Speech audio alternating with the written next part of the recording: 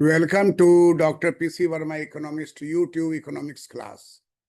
In this class, today I am going to discuss, is India's external debt is increasing burden on China's economy in the world? Repeat, is India's external debt is increasing burden on China's economy in the world? Dr. P.C. Verma, M.A. Gold Medalist, former head and university professor of economics, Patna College, Patna University, Bihar, India, is explaining for the students, Gen Z of India. Number one, at the end of 2024, China recorded RMB 17.3947 trillion in outstanding external debt, dominated in both domestic and foreign currency, equivalent to USD 2,419.9 billion, excluding those of Hong Kong, SAR, Macau, SAR, and Taiwan, province of China. So at the end of 2024, China recorded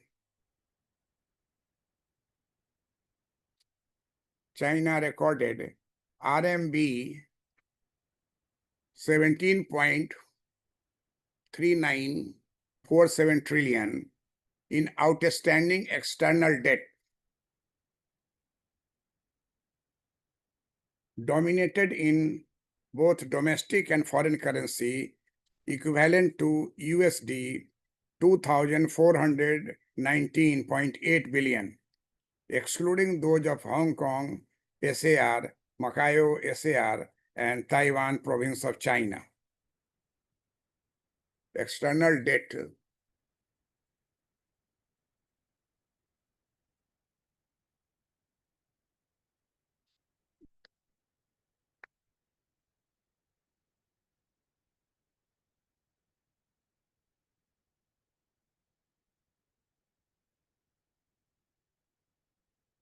External debt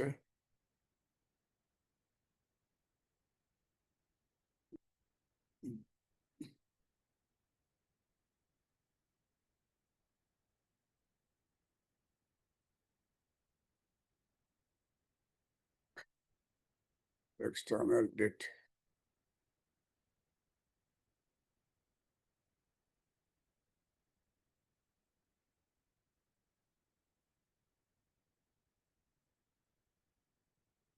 Denominated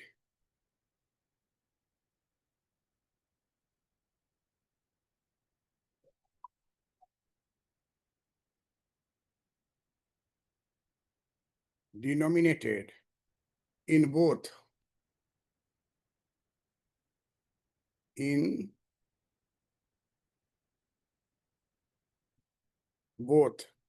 domestic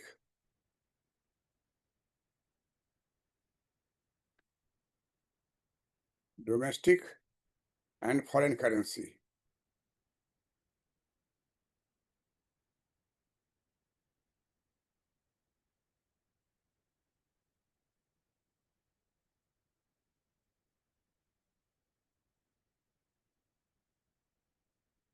Foreign currency.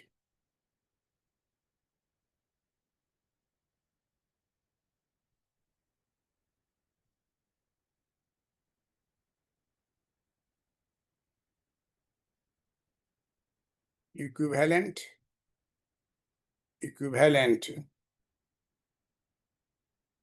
to USD 2419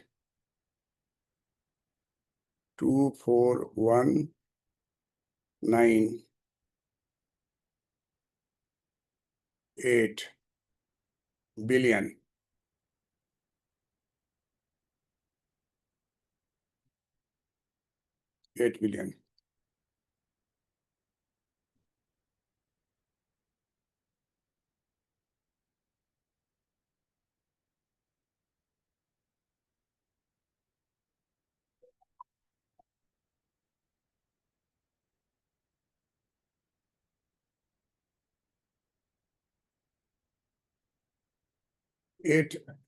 2419.8 billion, excluding those of Hong Kong.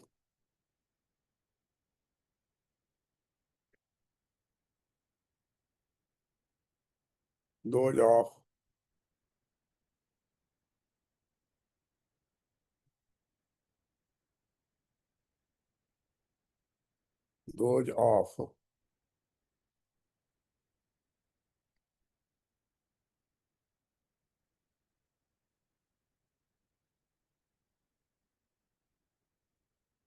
Hong Kong, SAR, Macau,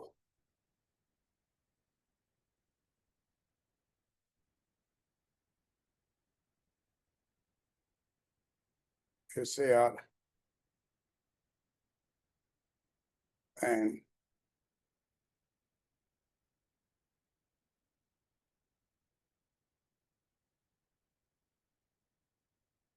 Taiwan,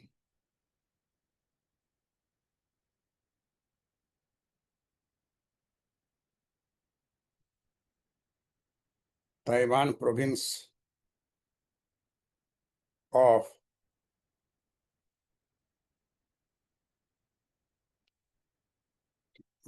China,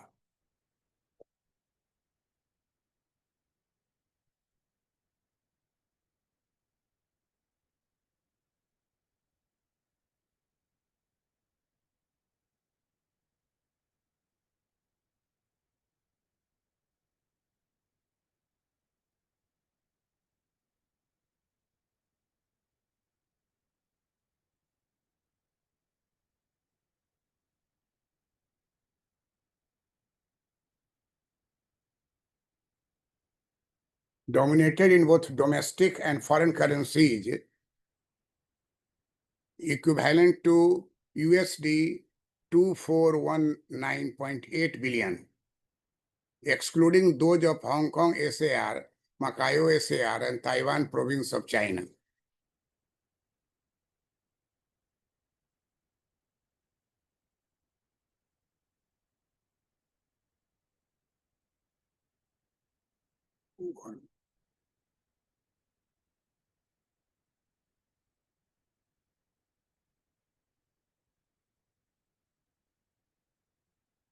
In terms of maturity structure,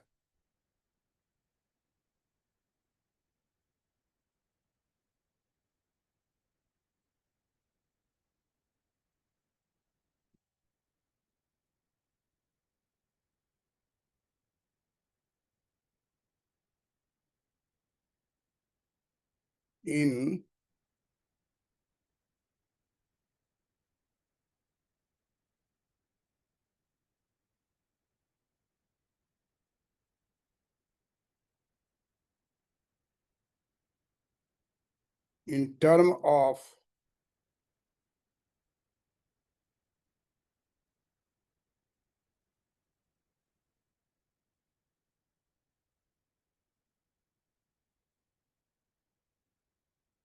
term of maturity,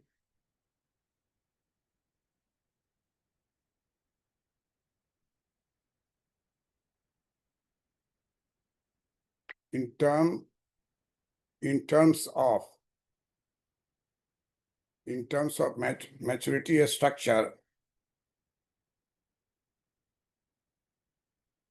the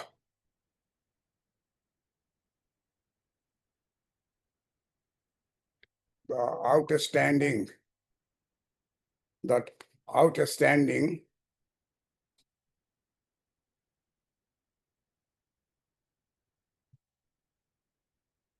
medium and long term, medium and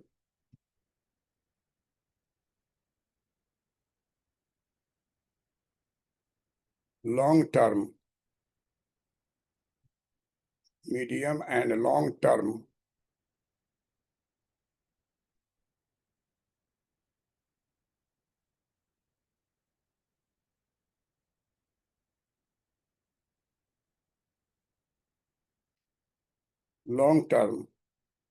medium and long term external debt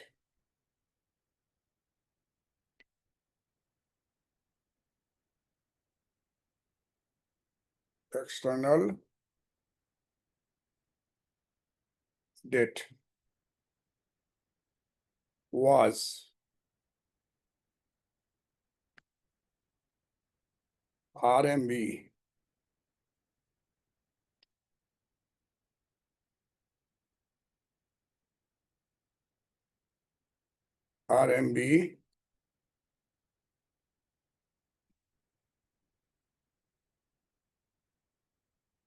7,642.0 billion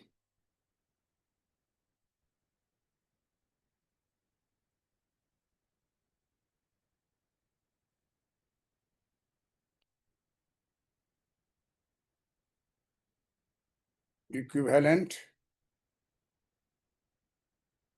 to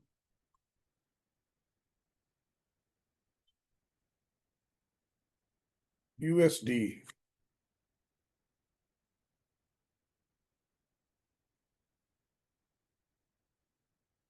1,063.1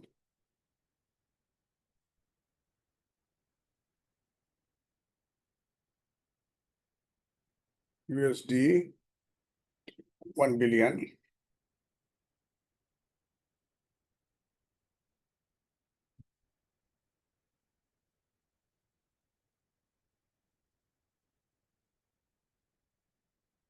1 billion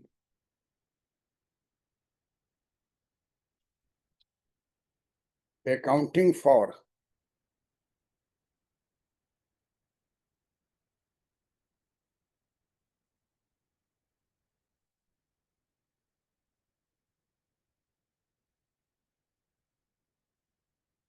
44%.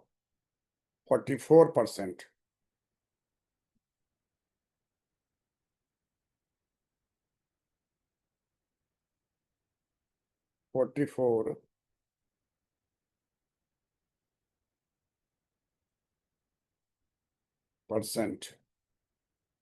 while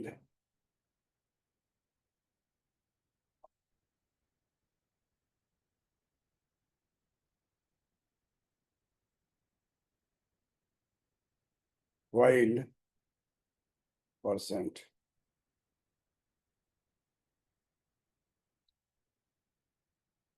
while the outstanding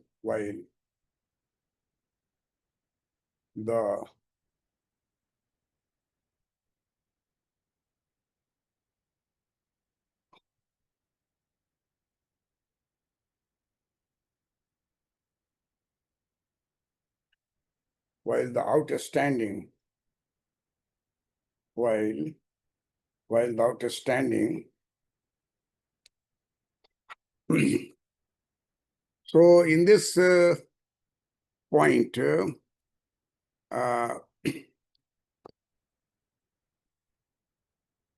at the end of 2024, China recorded RMB 17.6947 trillion in outstanding external debt, dominated in both domestic and foreign currency.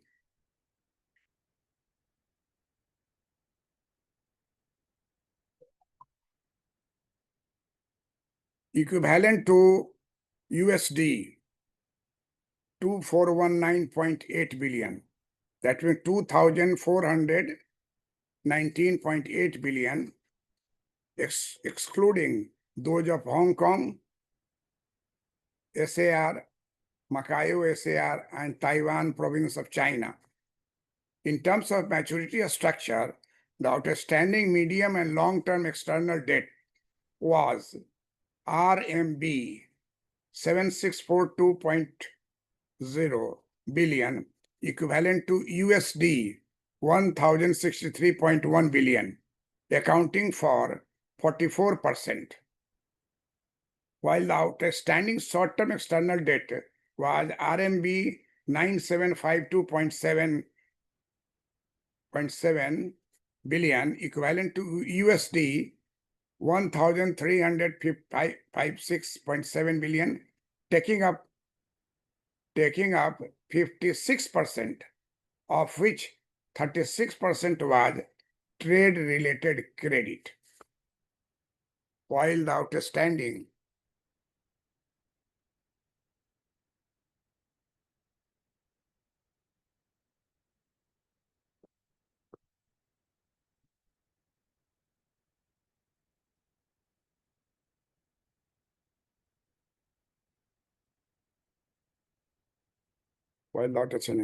short-term external debt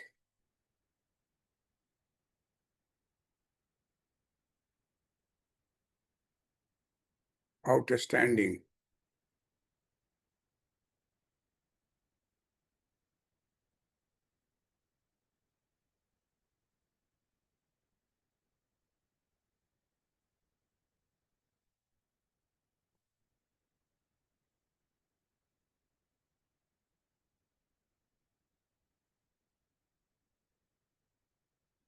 short term,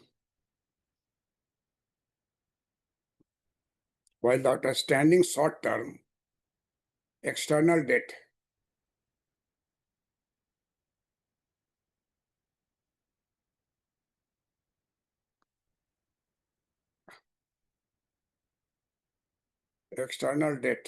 was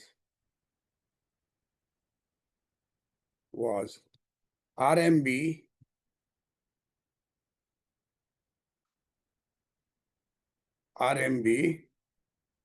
9752 9752.7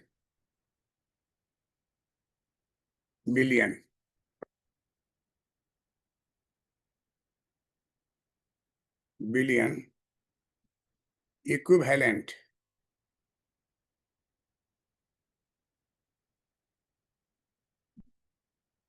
equivalent to USD 1356 1356.7 billion,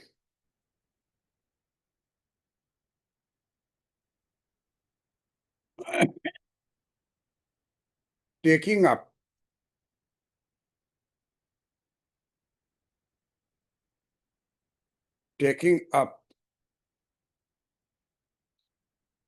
56%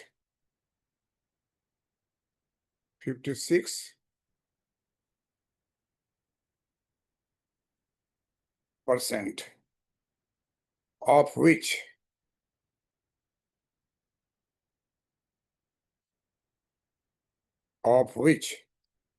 36%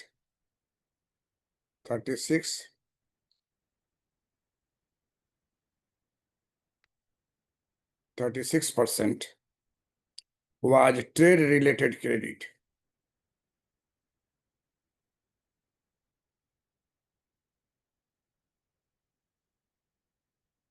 Was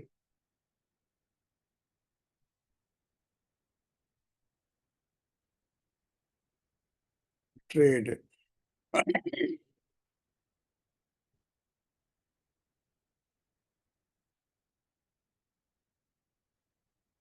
trade-related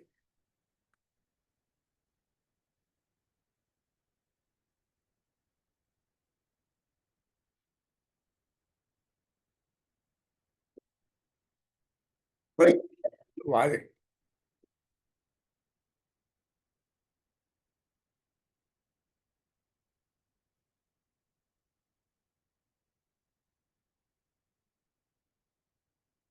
percent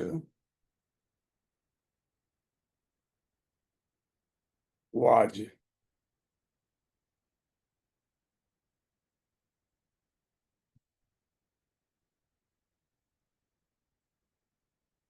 trade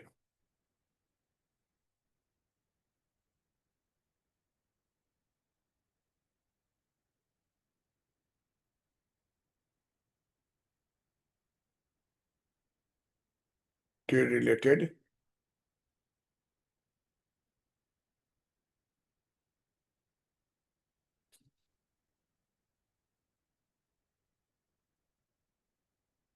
trade-related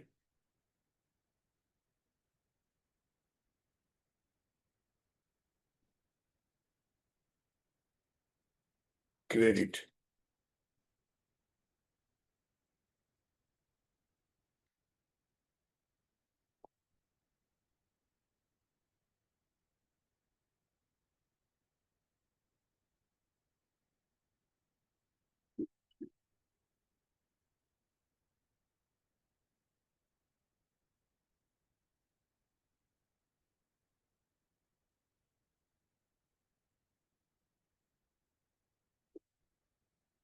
In terms of institutional sector,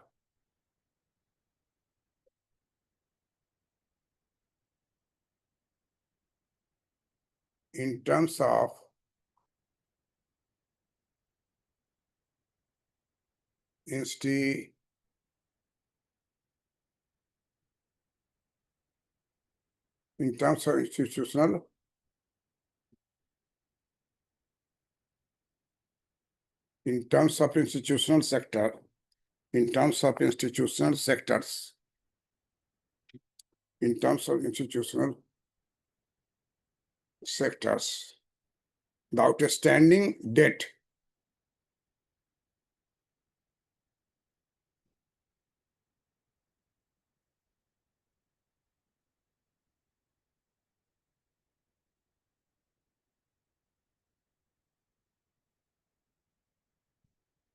the outstanding debt of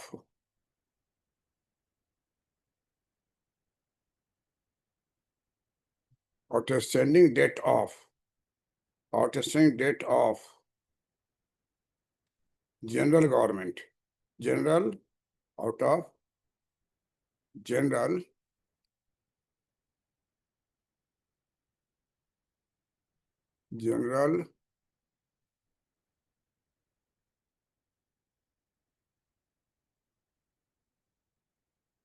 government totaled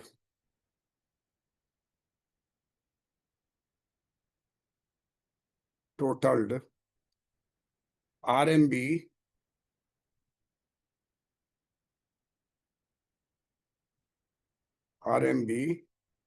2924 2924.7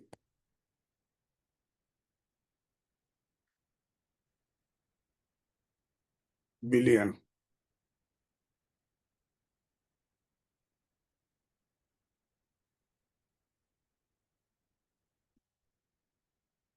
equivalent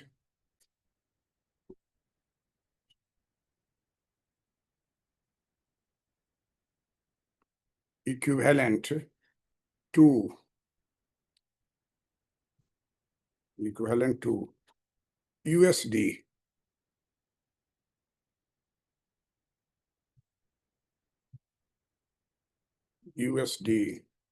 406 406.9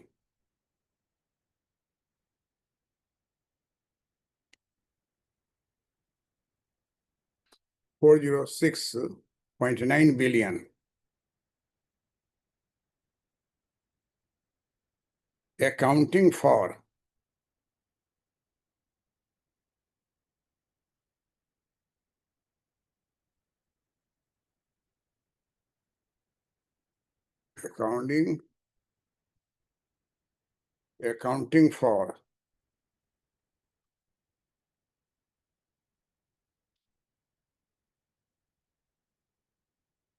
accounting for 17%.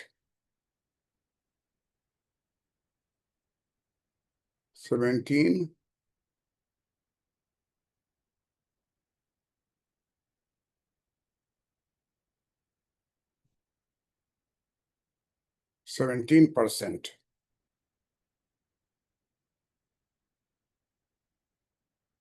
The outstanding debt, the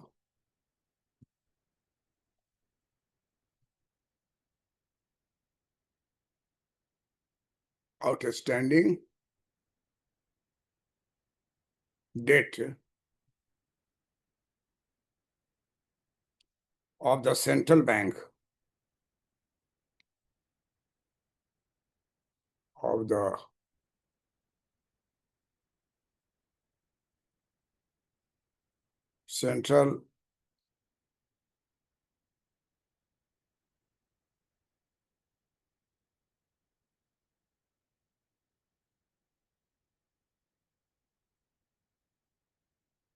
central bank totaled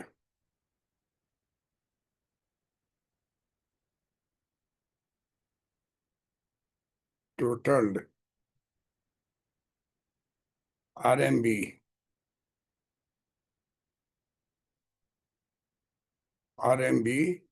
7342 7342.3 billion.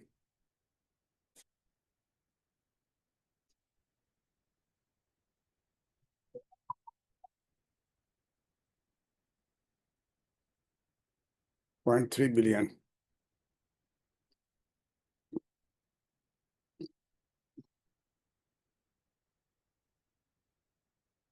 $7342.3 $7342.3 billion equivalent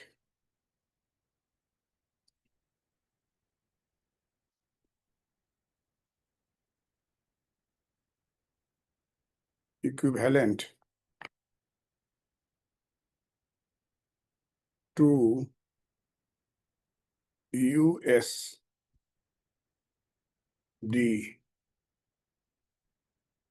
1021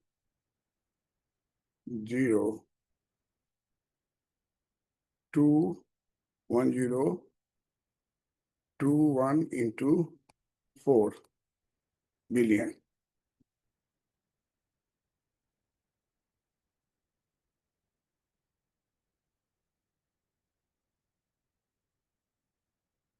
Accounting for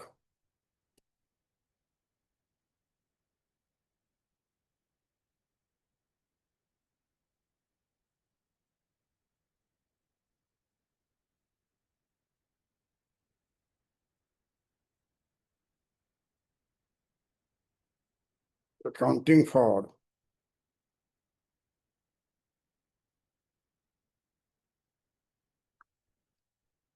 accounting for 42%. 42%.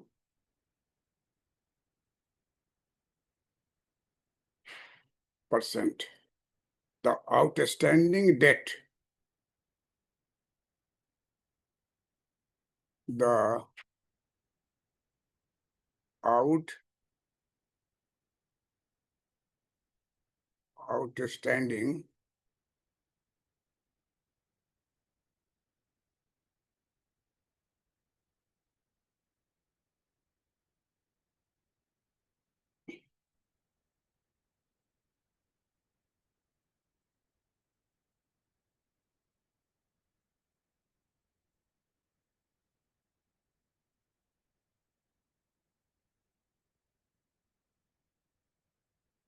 outstanding debt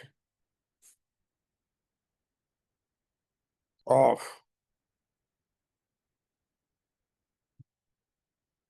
banks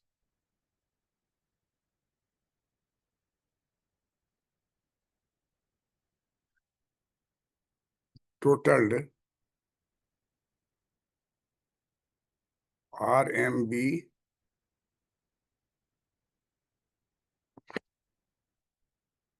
7342 7342 7342.3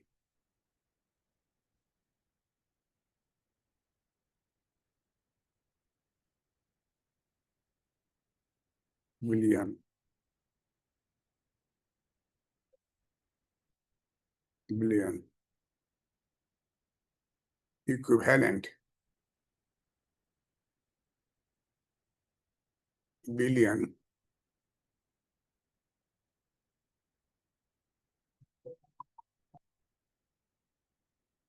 billion,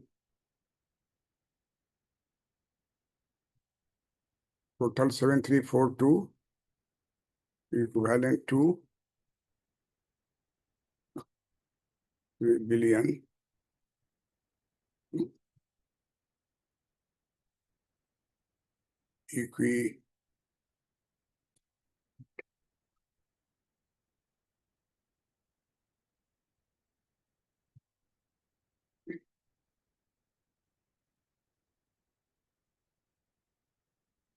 equivalent,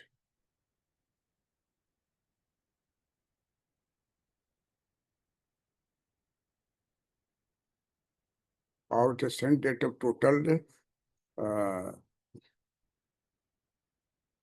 date of bank 42%. 42%, the outstanding date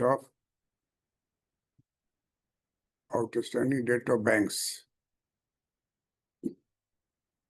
Outstanding date of banks. RME 7342.3 billion, equivalent to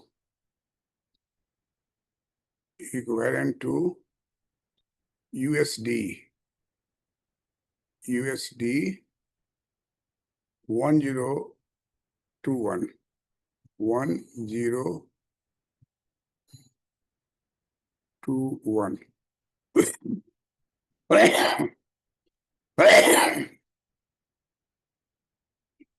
0.4.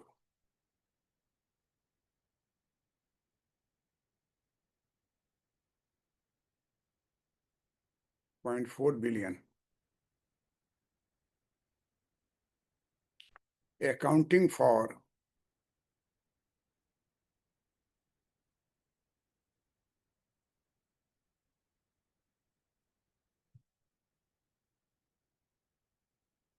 accounting for 42%.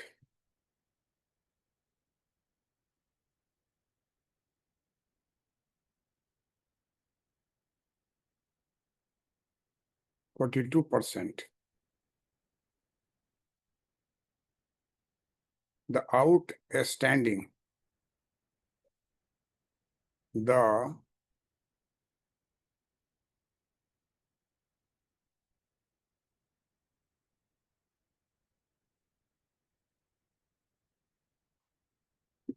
the outstanding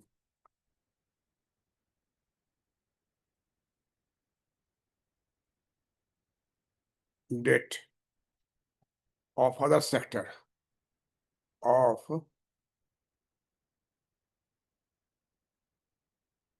other debt of other sector, other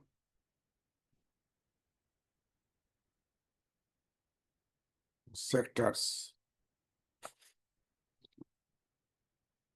including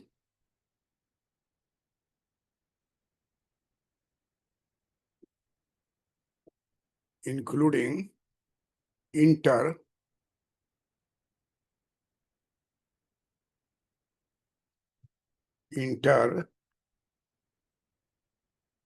intercompany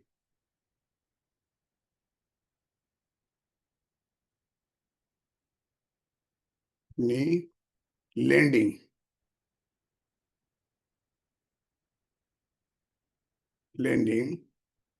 under direct investment, under direct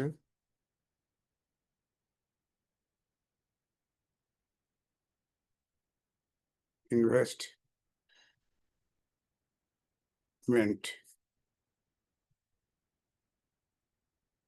totaled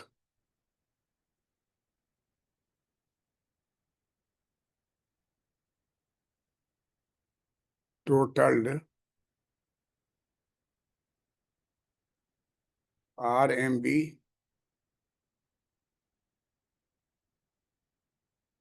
total RMB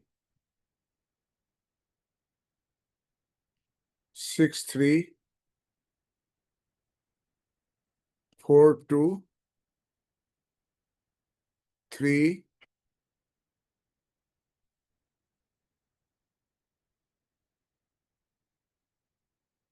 billion.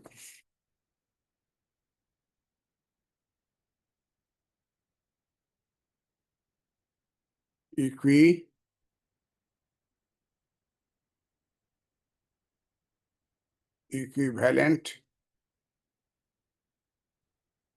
to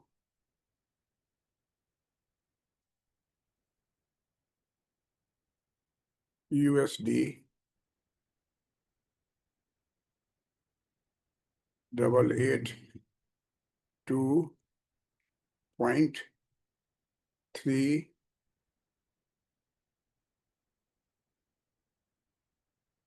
billion, accounting for 36%.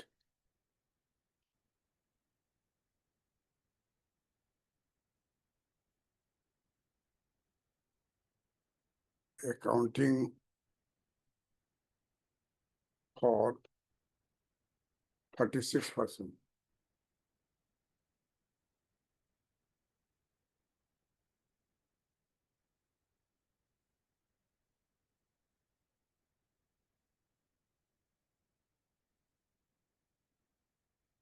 Accounting for 36%.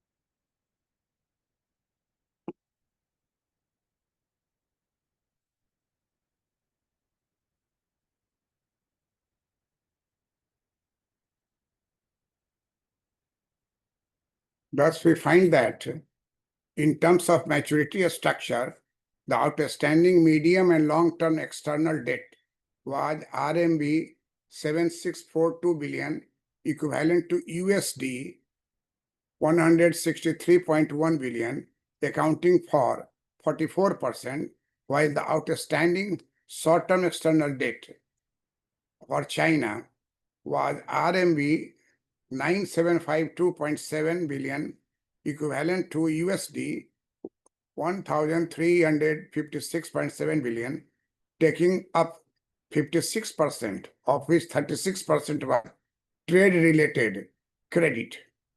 In terms of institutional sectors, the outstanding debt of general government totaled RMB 2,924.7 billion, equivalent to USD 406.9 billion, accounting for 17%. The outstanding debt of central bank total RMB 785.4 billion, equivalent to US 1,021.4 billion, accounting for 42%. The outstanding debt of other sectors, including intercompany lending under direct investments, totaled RMB 6342.3 billion, equivalent to USD 882.3 billion, accounting for 36%. This is all about the, in terms of institutional sector, the external debt. And in the first 2 points I've discussed in terms of maturity structure, the outstanding medium and long-term external debt. Now we are going to discuss the terms of debt instruments. The terms of debt instruments, the balance of loan was RMB 2,420.3 billion, equivalent to US 336.7 billion, accounting for 14%. The outstanding trade credit and advances was RMB 2,800 80.4 billion, equivalent to USD 407 billion, accounting 17%. The outstanding currency and deposit was RMB 3124 billion, equivalent to USD 434.6 billion, accounting for 34%. The special drawing right, SDR, allocation amount to RMB 339.4 billion, equivalent to USD 47.2 billion, accounting for 2%. The balance of intercompany lending under direct investments liability, direct investment totaled RMB 1,764.6 billion, equivalent to USD 245.5 billion, accounting for 10%. And the balance of other debt liabilities was RMB 855.6 billion, equivalent to USD 119.0 billion, accounting for 5%. With respect to currency structure, the outstanding external debt in domestic currency totaled RMB 8,713.6 billion, equivalent to USD 1,212.2 billion, accounting for 50%. The outstanding external debt in foreign currency, including SDR allocation, total RMB 8,681.1 billion, equivalent to USD 1,207.6 billion, accounting for 50%. In the outstanding registered debt in foreign currency, the USD debt account for 80%.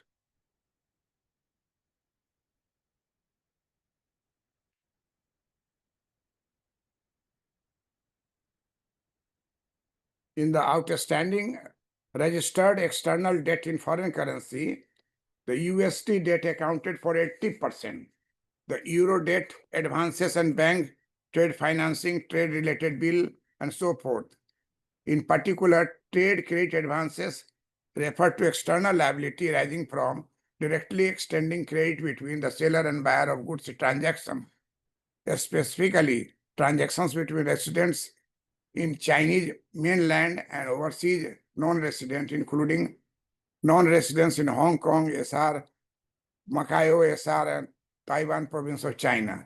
That is, the debt incurred due to the difference between the time of payment and the time of goods ownership transfer, which include credit directly provided by the supplier, for example, the overseas exporters, for goods and services, and prepayments made by buyers, for example, overseas importers for goods, services, and work that is in progress or work to be undertaken. Bank trade financing refers to trade-related loan that offered by the third party, for example, banks, to exporters or importers. For instance, loan extended by foreign financial institutions or export credit agencies to buyer. Liability ratio refers to the ratio of outstanding external debt as of the end of the year to the GDP for the year, trade in goods and services for the year. Trade servicing ratio refers to the ratio of the repayment of the principal and payment of interest on external debt for the year. The sum of the repayment of the principal and payment interest on medium and long-term external debt and payment of the interest short-term external debt to the export revenue from trade in goods and services for the year. The internationally recognized threshold for external debt risk indicator, liability ratio, debt service ratio, and ratio of short-term external debt to foreign exchange reserve are 20%, 100%, 20%, 100% respectively.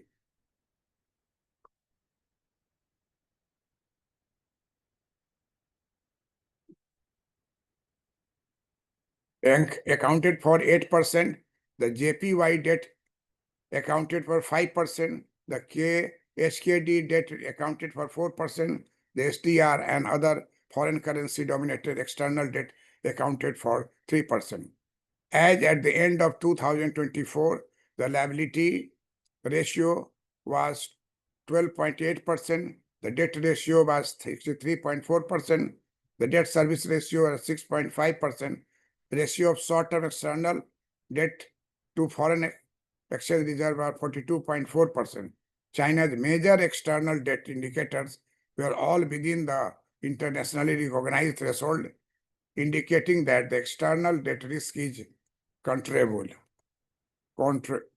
Controllable.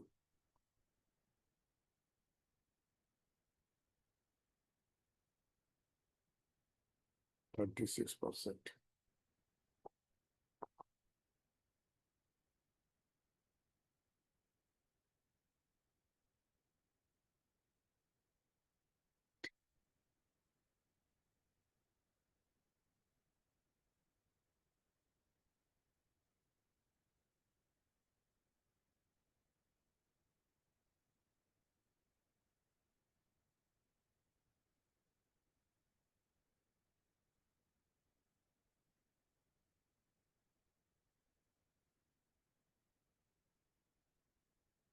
In terms of debt instruments,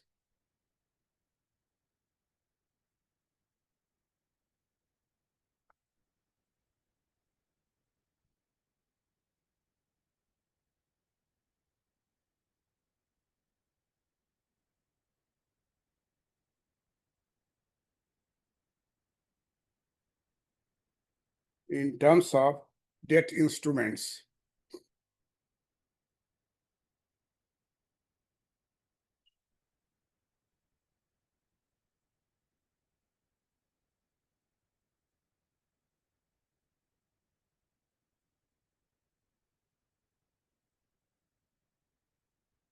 the balance of loans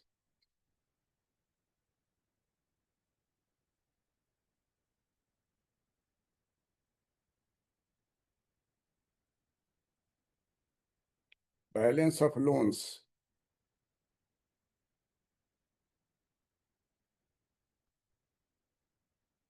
was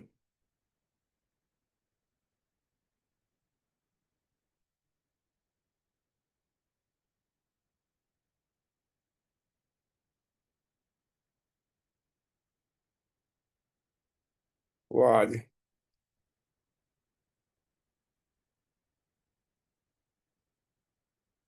was RMB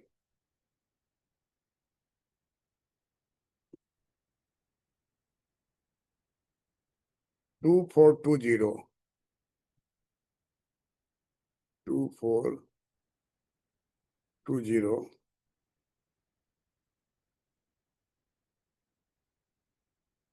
2420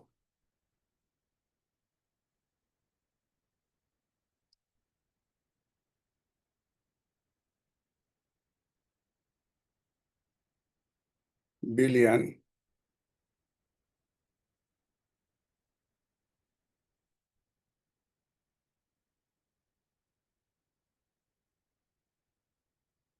equivalent to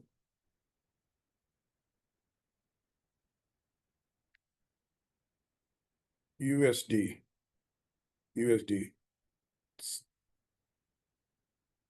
336.7 336.7 billion.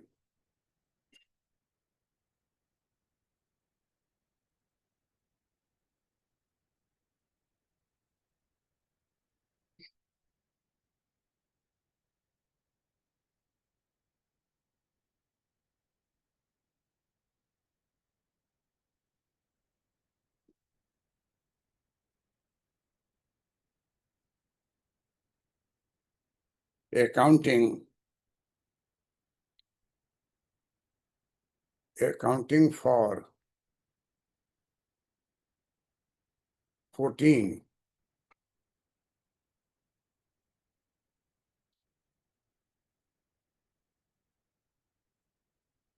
14%. the outstanding, the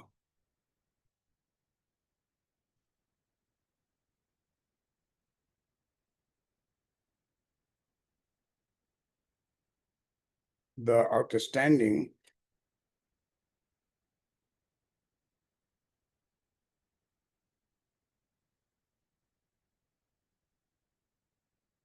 trade credits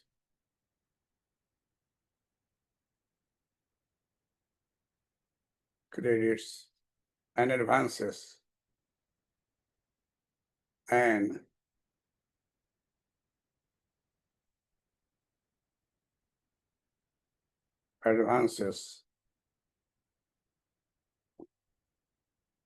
was RMB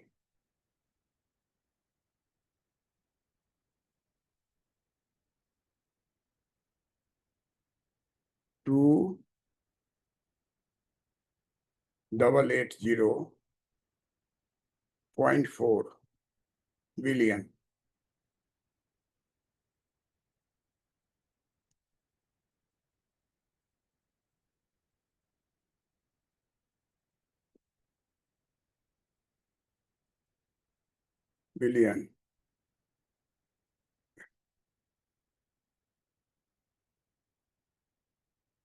Equivalent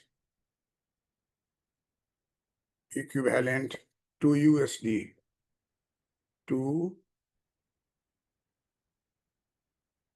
USD equivalent to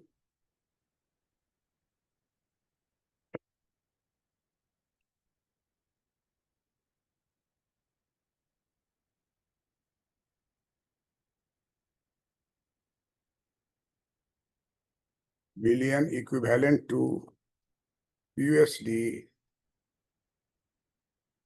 equivalent to USD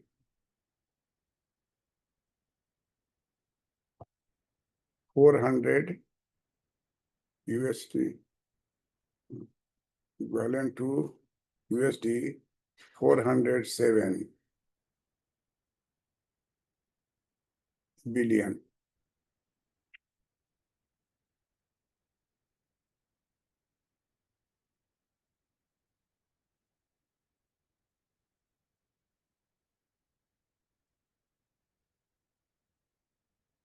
Accounting for 17%.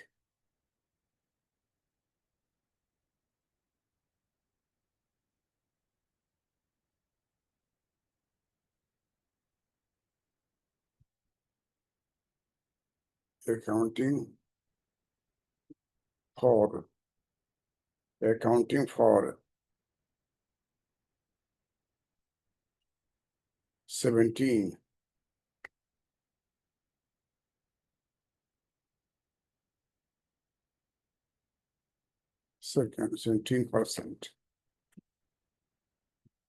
The outstanding currency,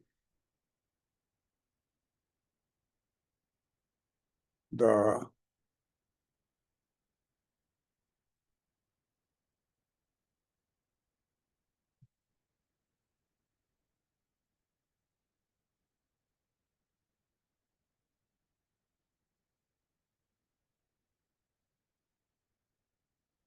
outstanding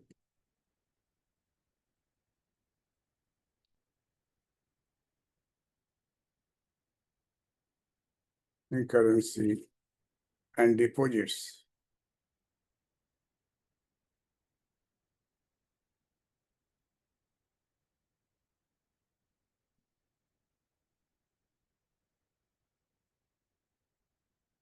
was RMB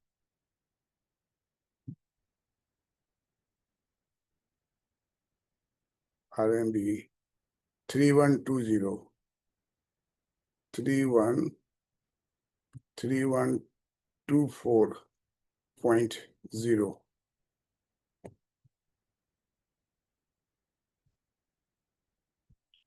billion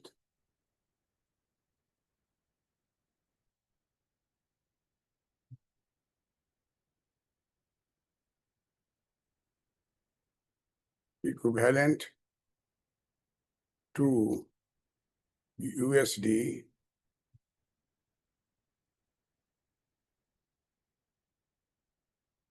434.6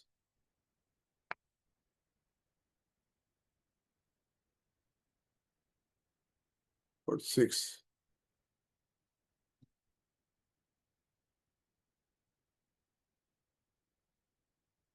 billion.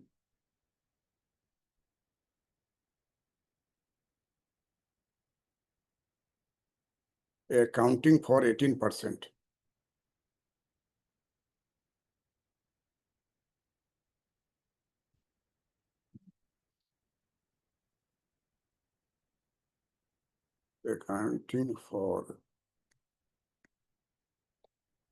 Accounting for 34%. 34.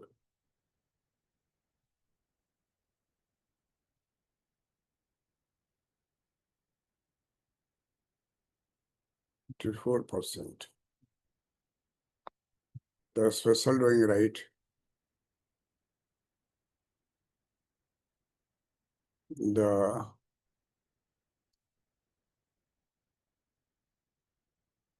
The special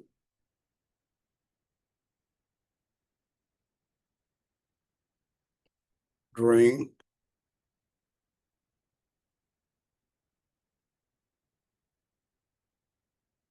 rights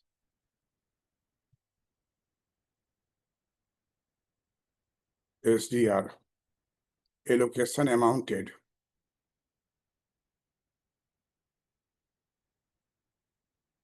allocation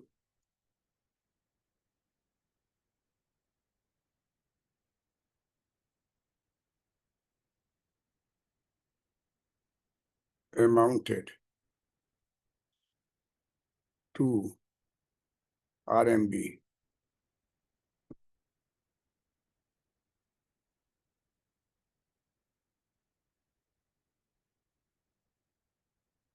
339.4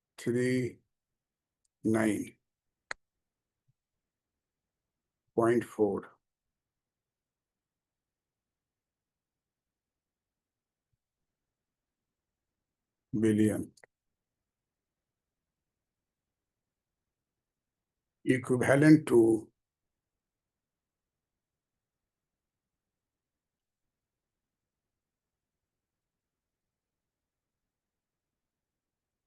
equivalent to USD the USD 47.2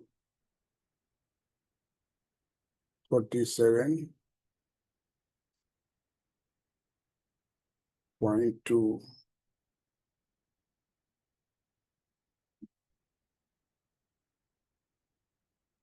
47.2 billion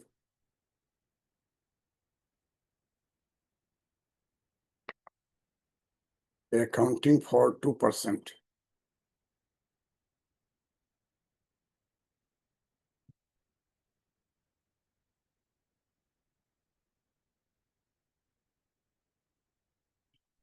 Accounting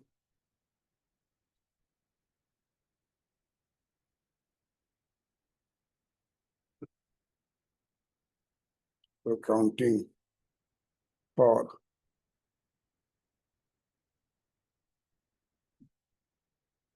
2%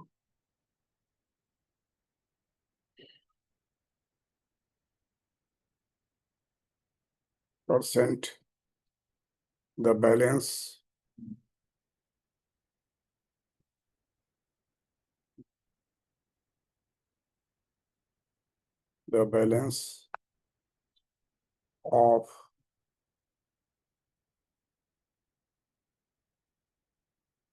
intercompany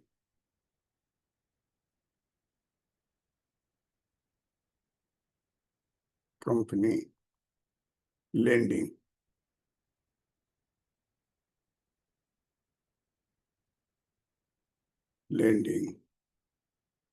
under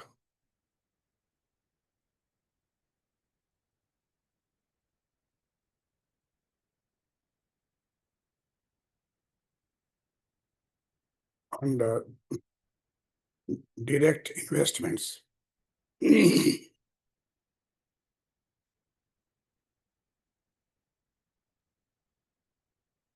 Directs under direct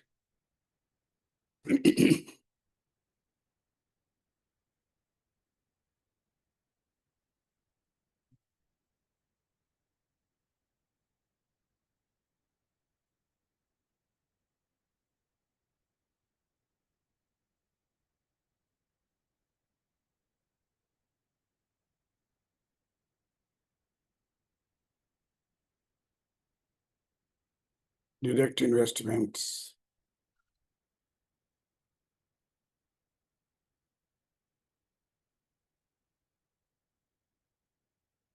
Total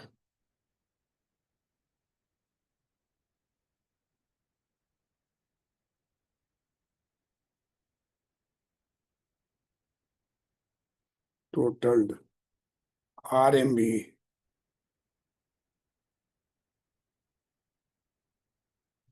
be 1764 1764 1764.6 billion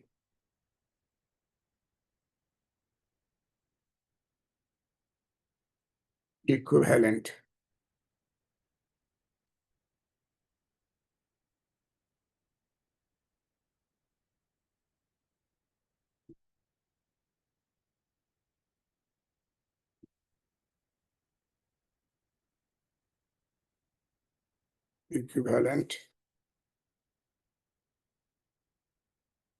to USD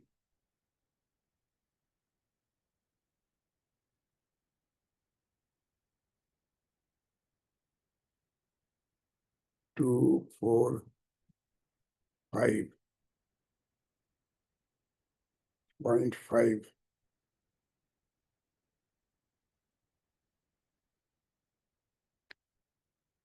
billion.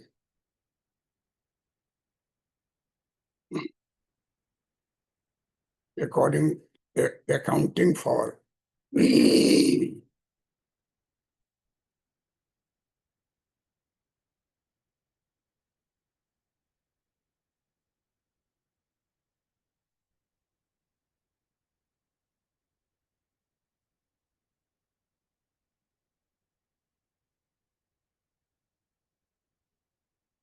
accounting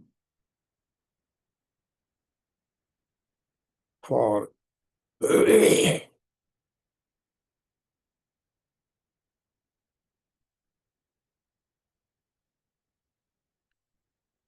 10%, and the balance of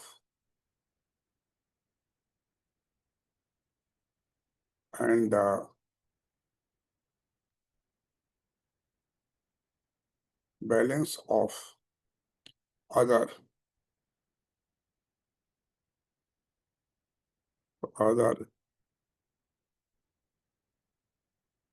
debt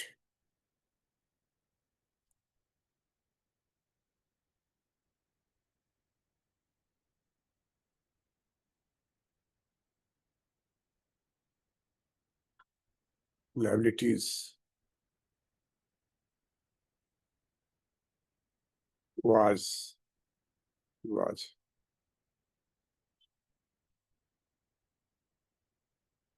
RMB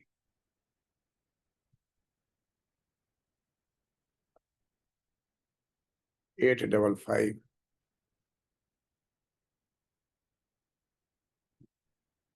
855.6 million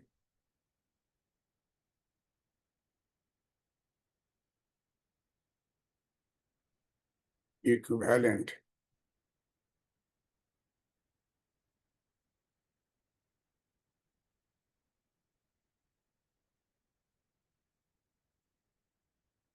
equivalent to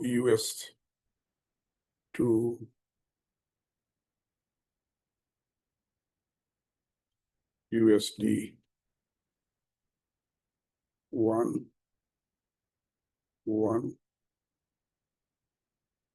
119.0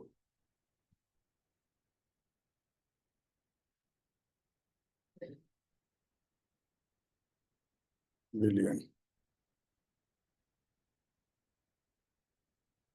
accounting for 5%.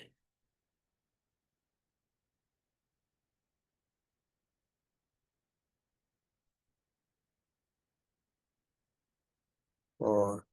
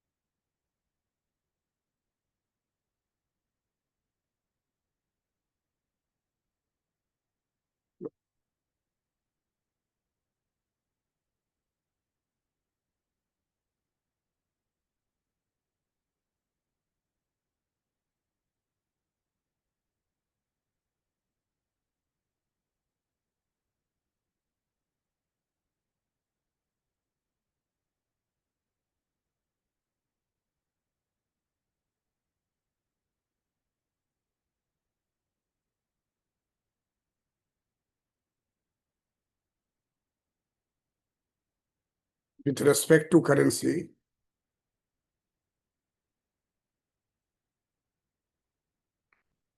respect to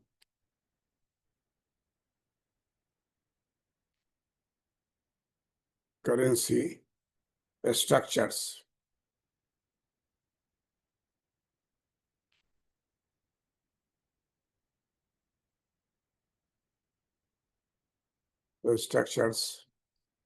the outstanding,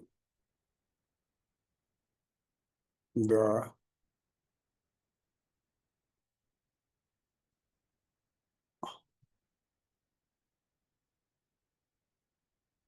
outstanding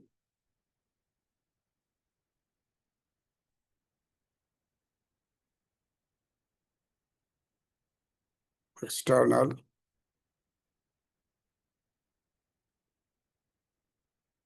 debt in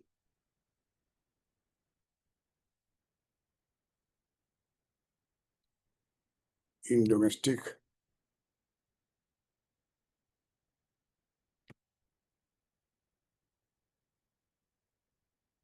currency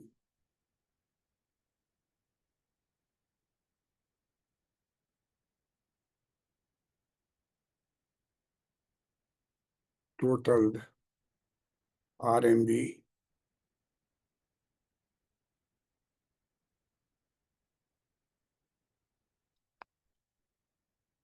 8713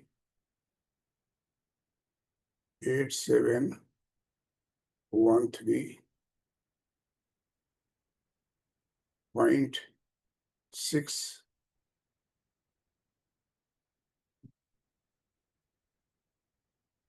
billion,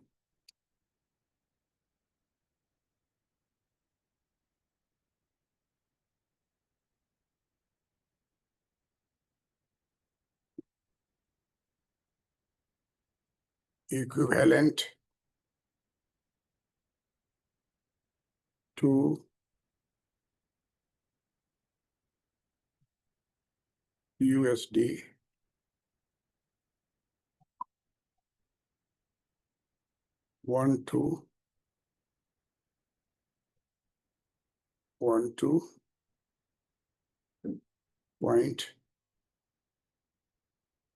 12.2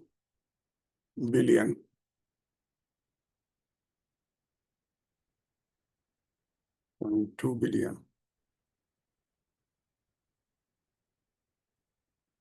accounting for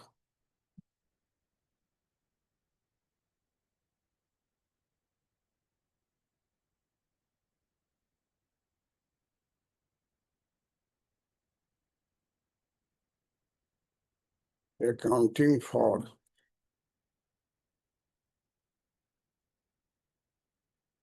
50%50%.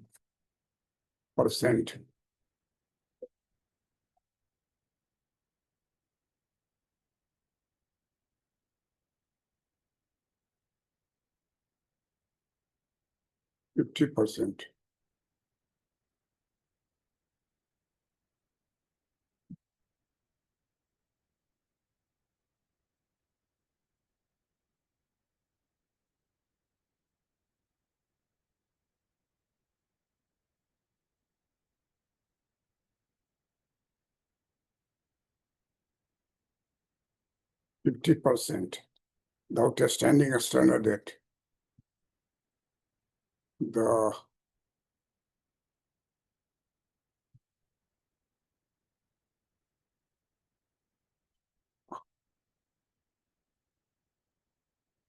outstanding external debt.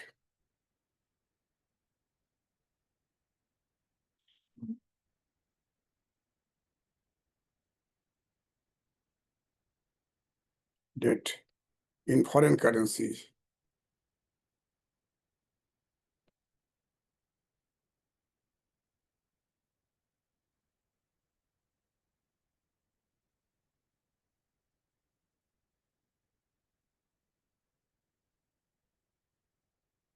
In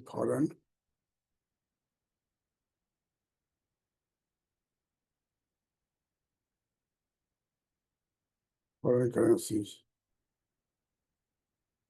Foreign currencies.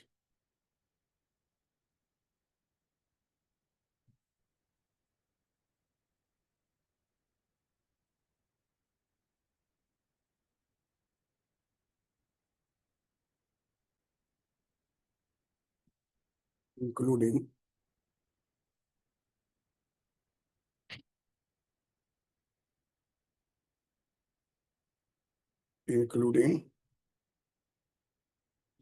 SDR.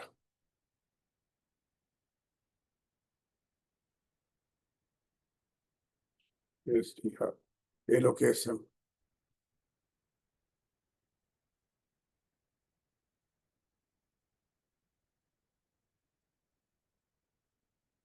SDR allocation.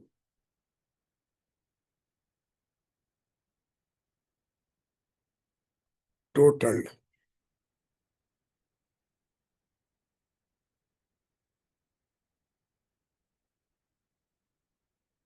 Total.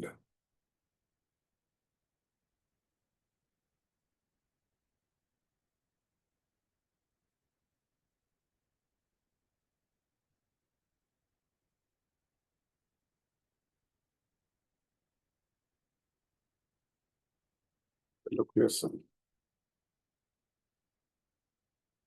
ATR allocation. To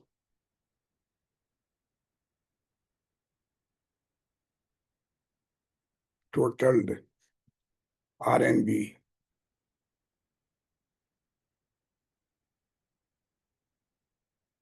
R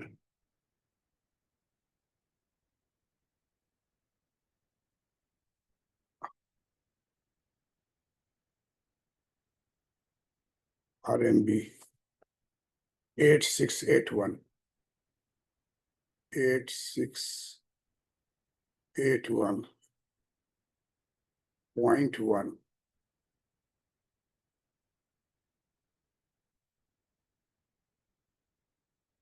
billion. Equivalent.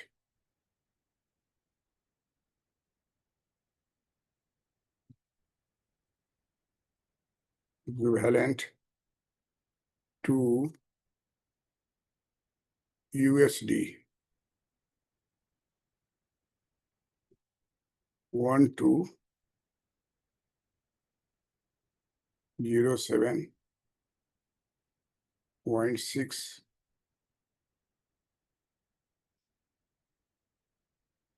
billion.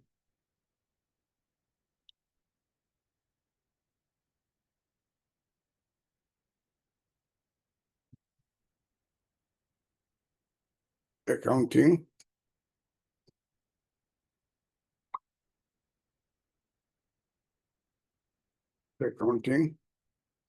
for 50%.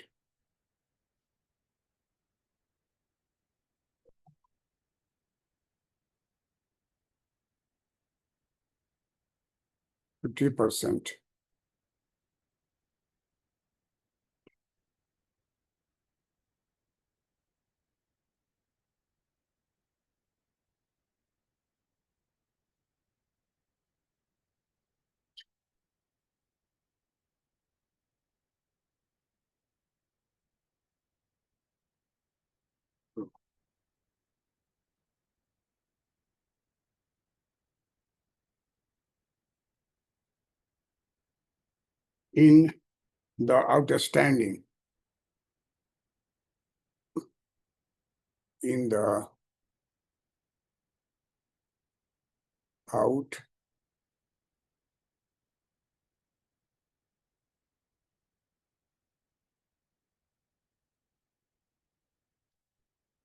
outstanding registered external debt. Registered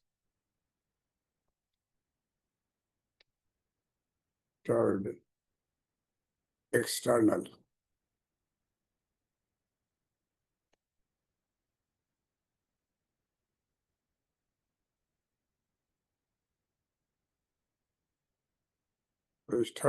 debt in foreign currency, debt in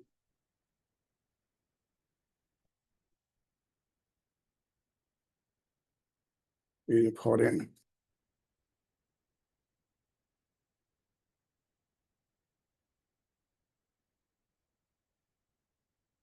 currencies. The USD,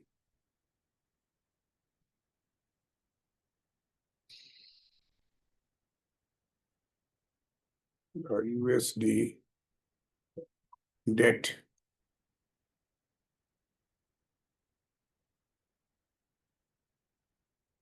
accounted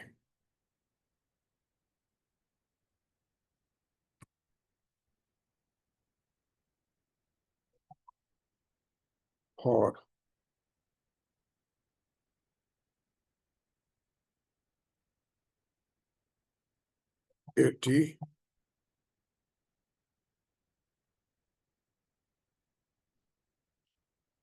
80% the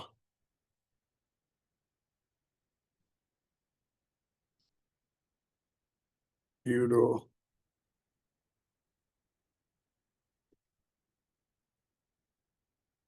debt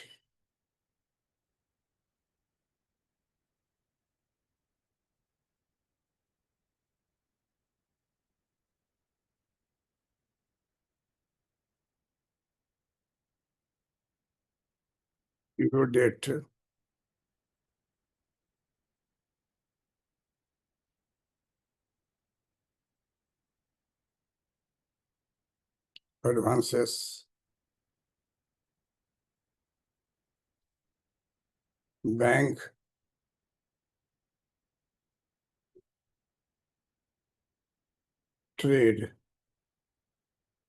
trade financing,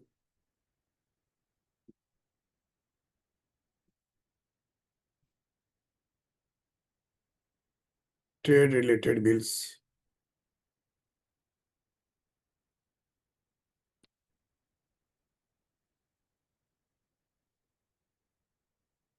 trade related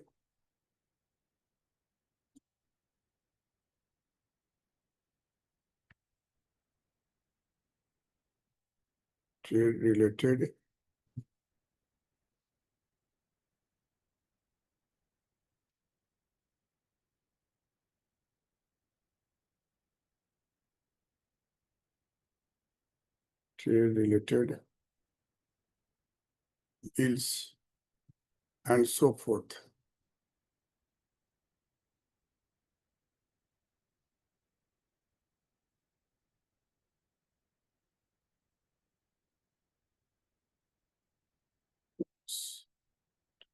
and so forth.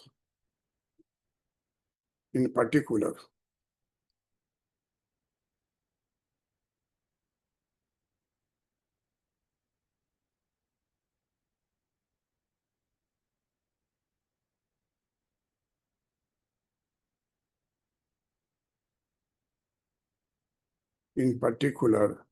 trade credit enhances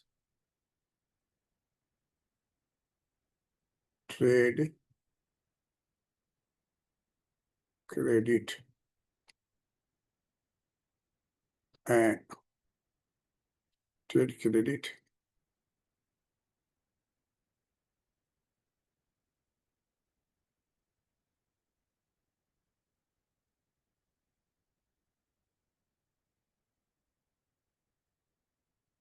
trade credit enhances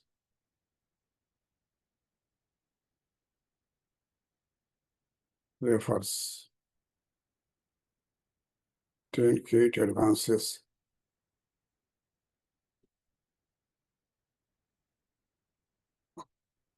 refer to external refer to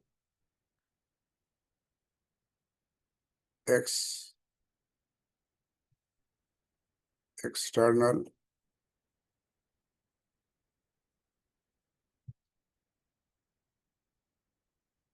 liabilities.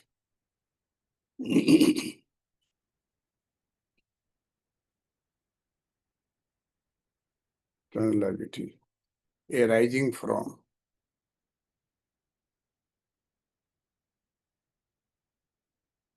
arising from arising from directly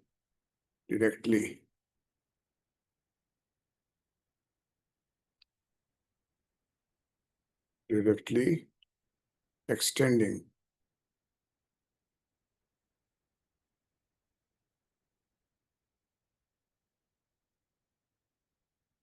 extending direct extending credit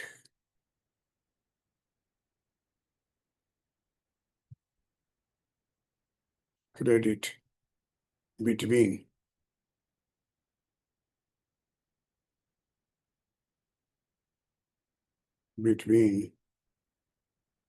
the seller between the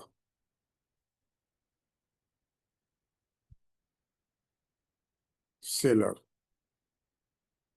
and buyer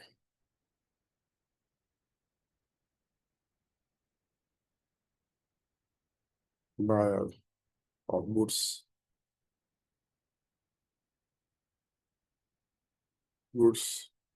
transactions.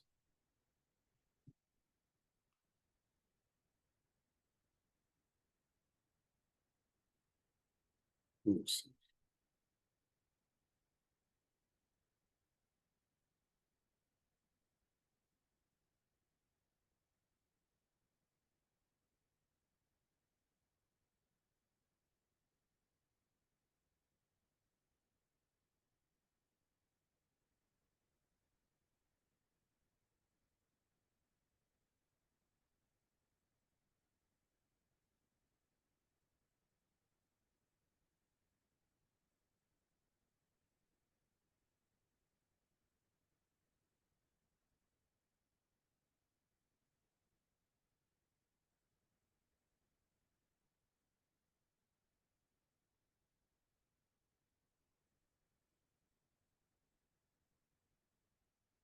In particular, trade credit and advances refer to external liability arising from directly extending credit between the seller and buyer of goods transactions, comma, especially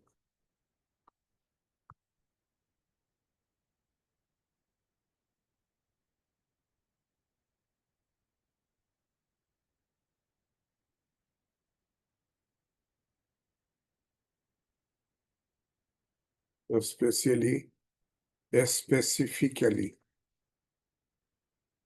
SPC,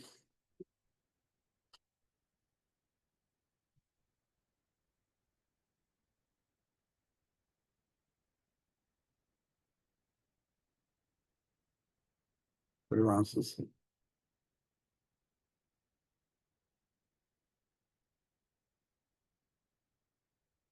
Refer to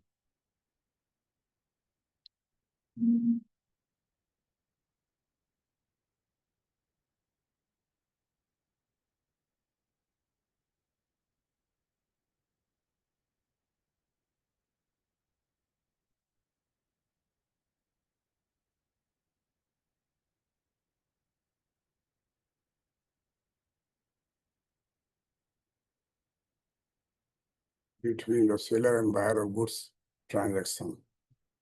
Goods specifically,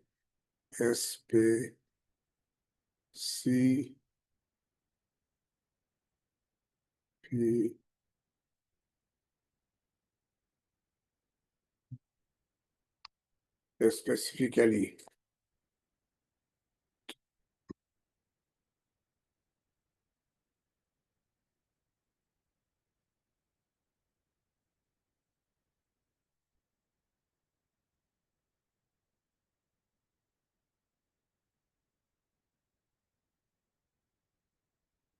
transactions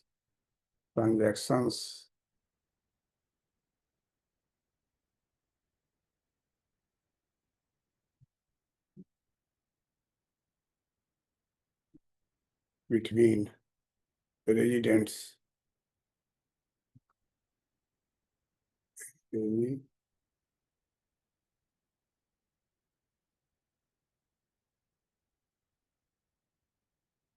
residents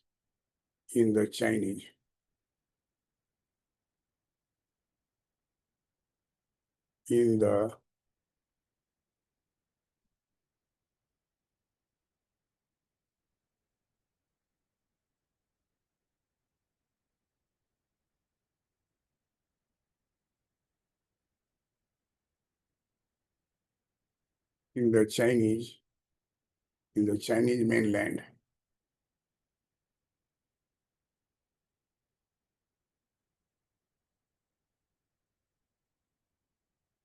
Chinese mainland and overseas and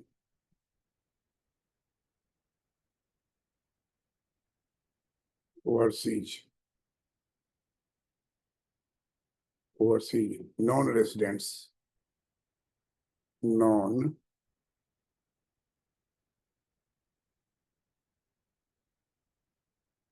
non-resident,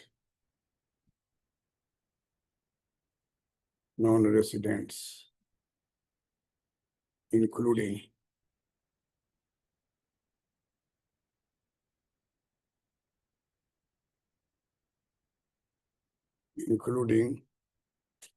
non-resident,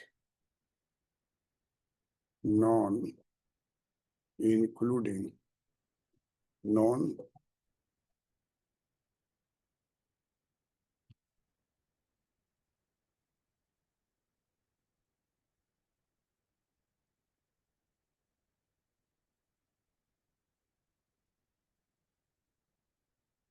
non-resident in Hong Kong,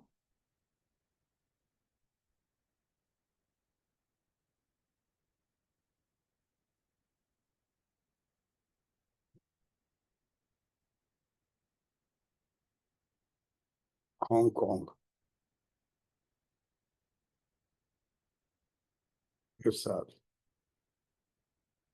Macau,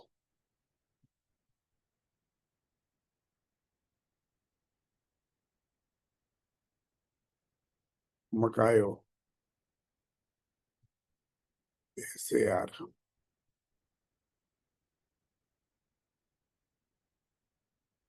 and Taiwan,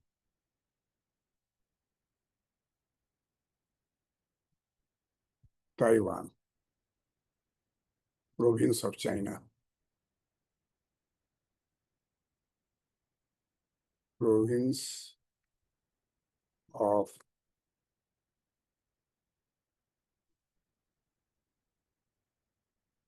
China.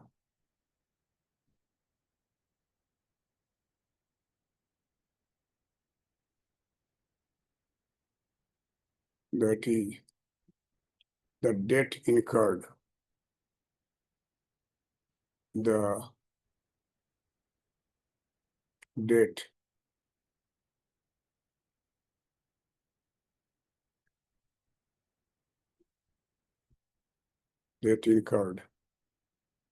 incurred due to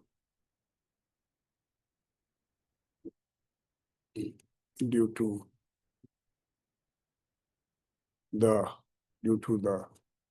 difference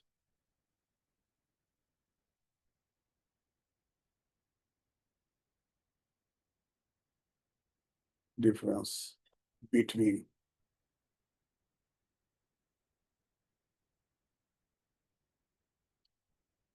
the time of payment, between the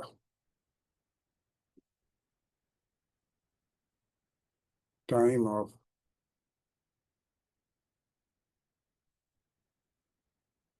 payment and the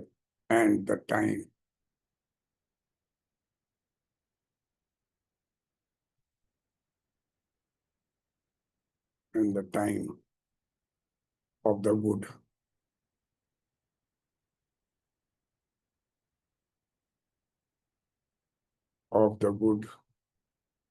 Time of the goods ownership.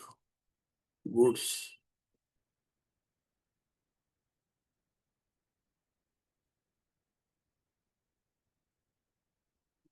ownership. Goods ownership transfer.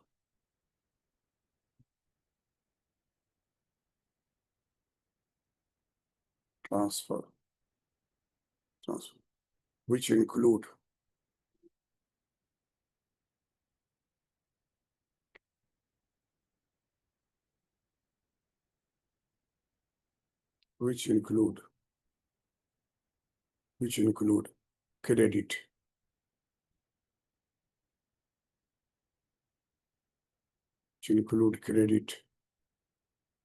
directly,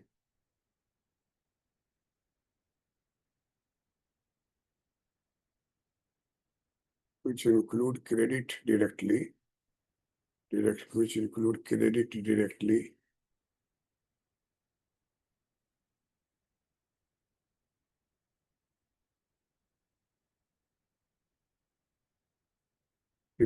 provided by the supplier, by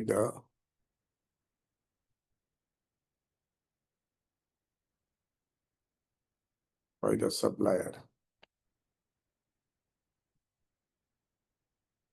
For example, the overseas exporter, the overseas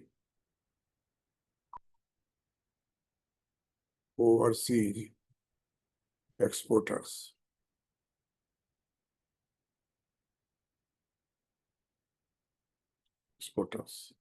for goods and services, or goods and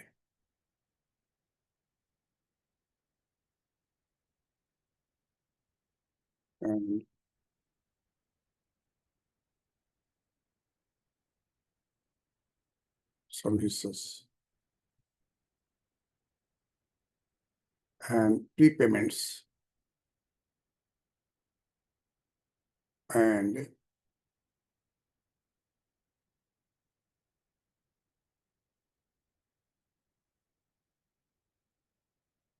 prepayment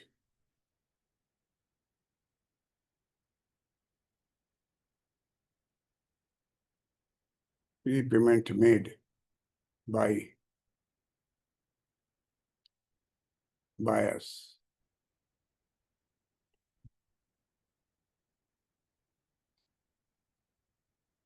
made by buyers.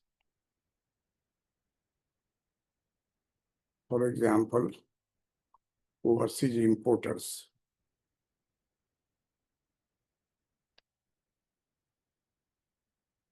Overseas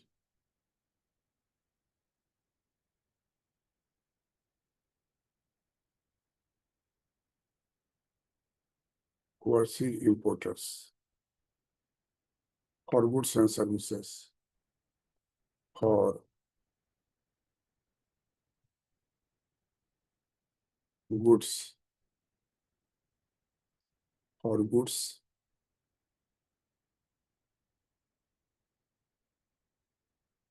services, and work.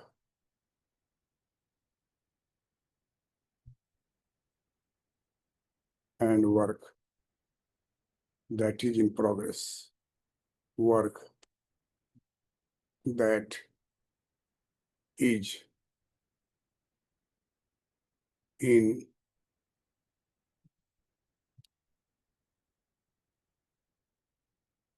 progress, or work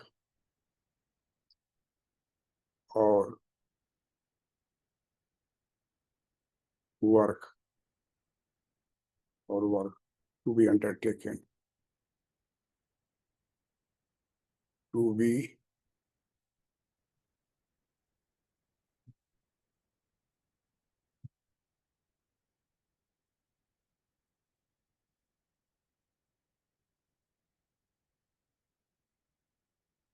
undertaken.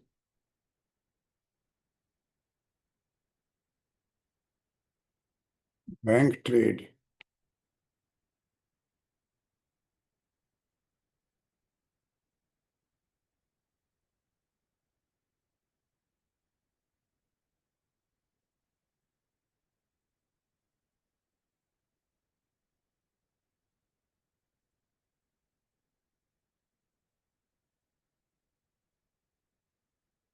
say,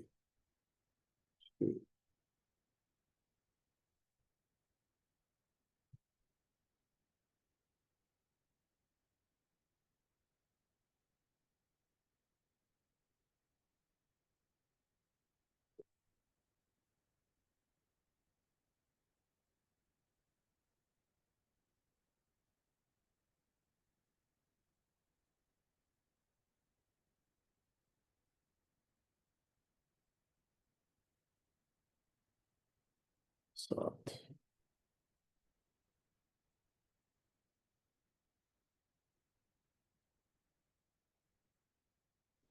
Bank trade financing,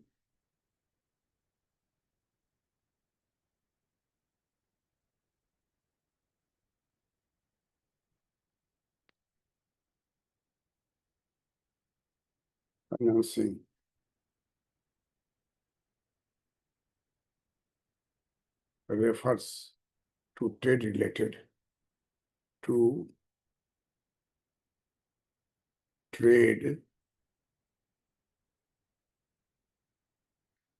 related loans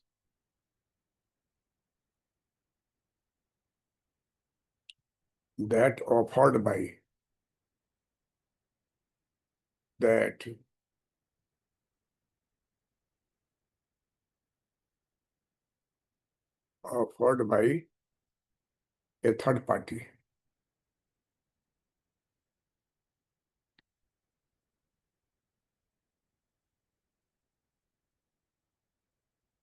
third party.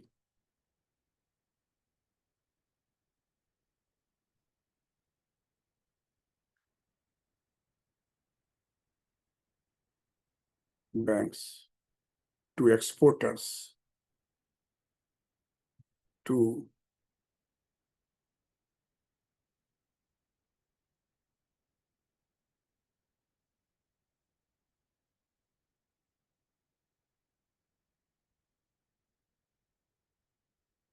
bank trade financing refers to trade related loans that are offered by a third party to exporters.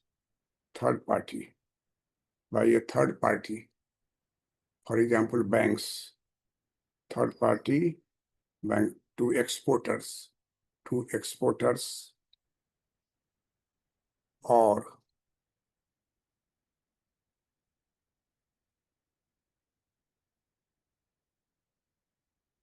or importers.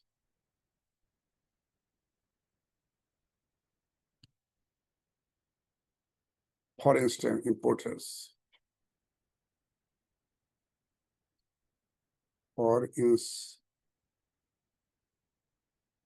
For instance,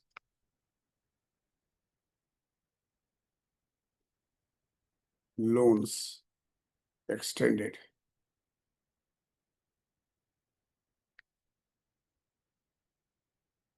Loans extended by foreign financial institution, by foreign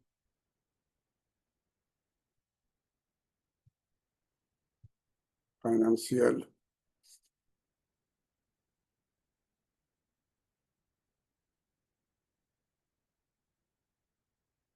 institution.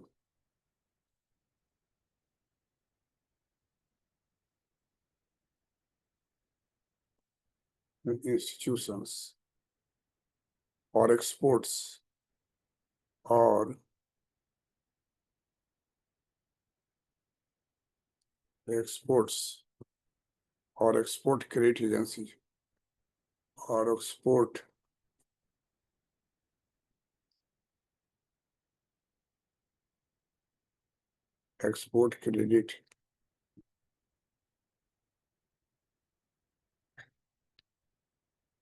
credit agencies to buyers, to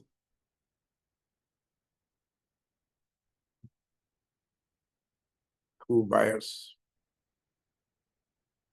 Liability ratio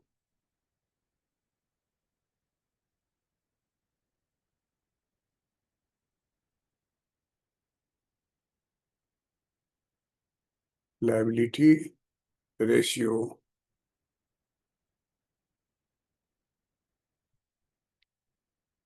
refers to trade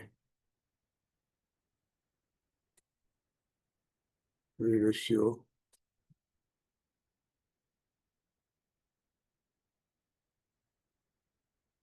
liability ratio refers to the growth, refers to the ratio, refers to the ratio. Liability ratio refers to the ratio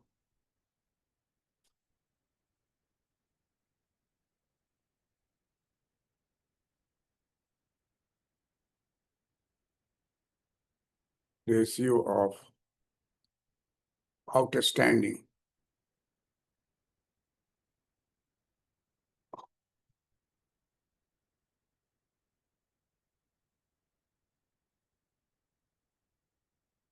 outstanding external debt.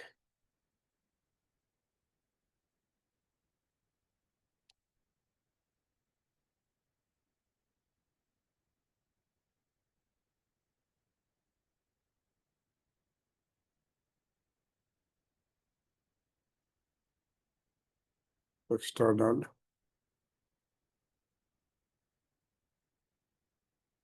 debt as of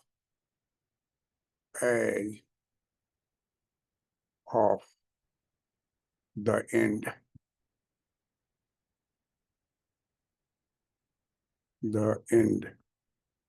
of the year.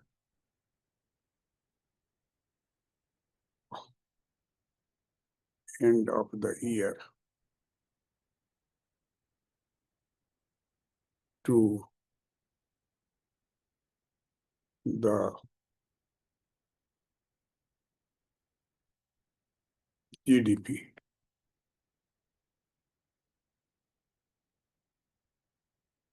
For the year.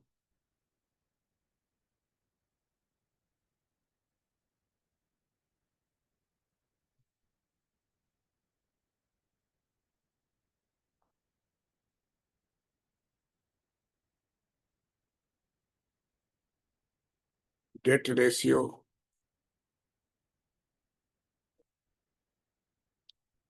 refers to the ratio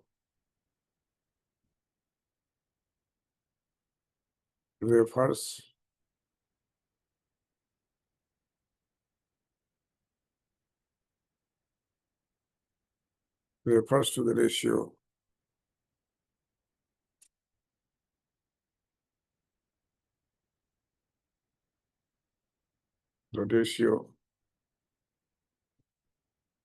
of the outstanding of the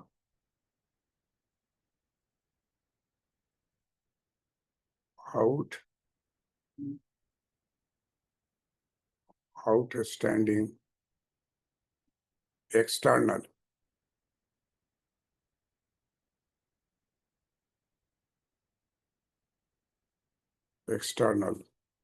debt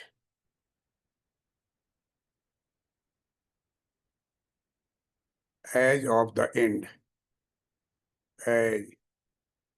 of the end of the year, end of the year, to the export revenue, to the export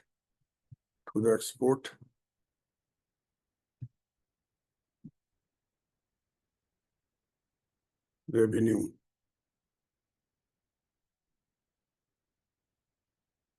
from trade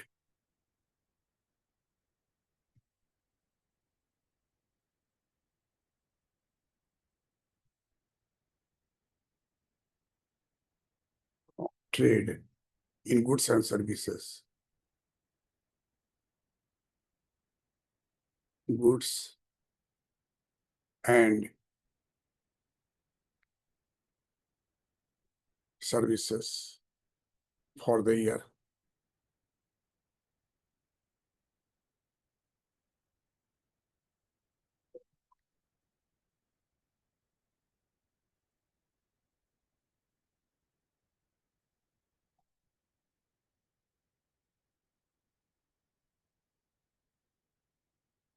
for the year, full stop.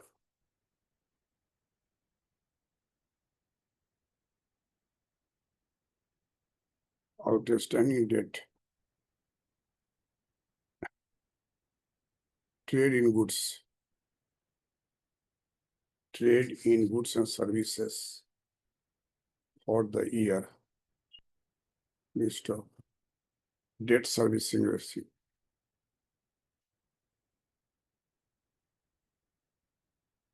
debt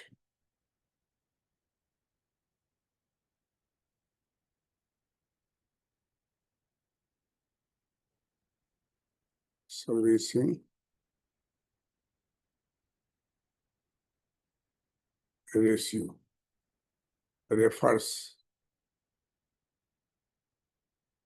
refers to the ratio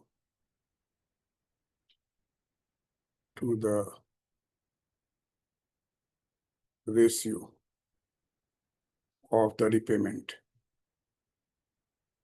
of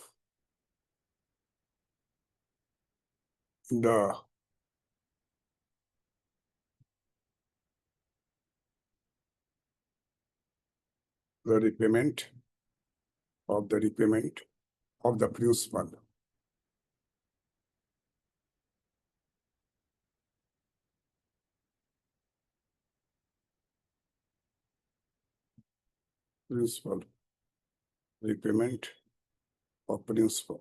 repayment of the principal and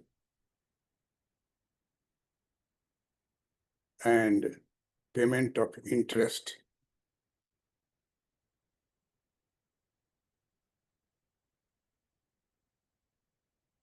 payment of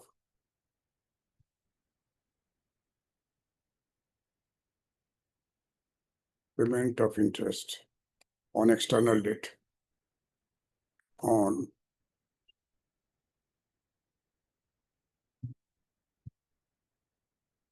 external debt for the year.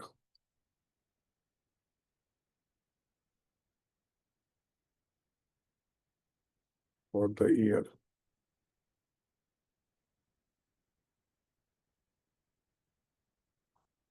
For the year.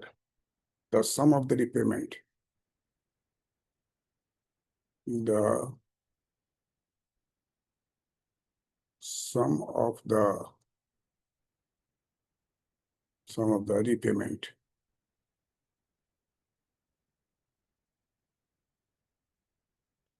Sum of the repayment of the principal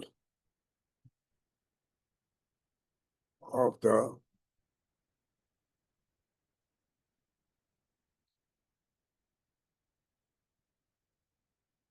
principal, repayment of the principal and payment of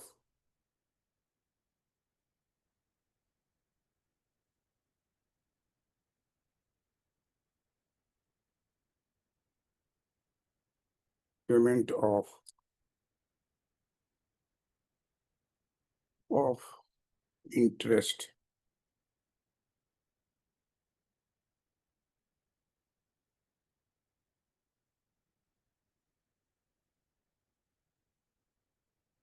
on medium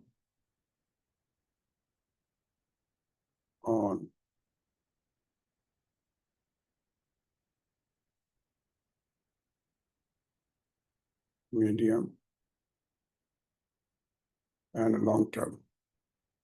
Medium and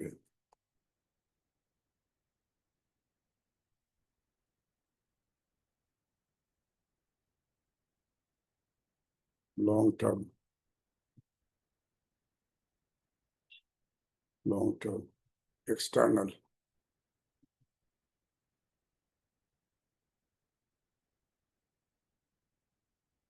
debt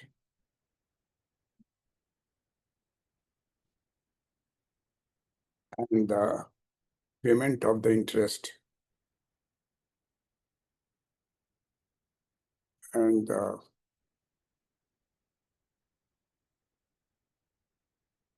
payment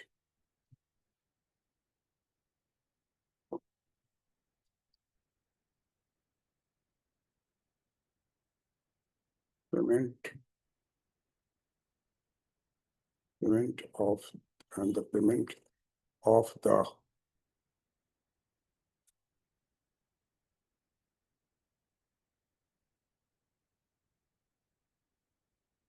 and the payment of the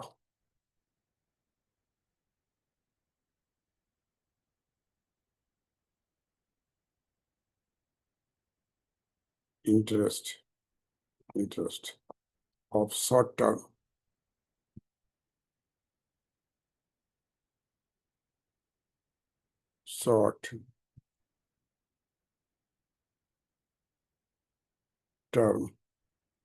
external debt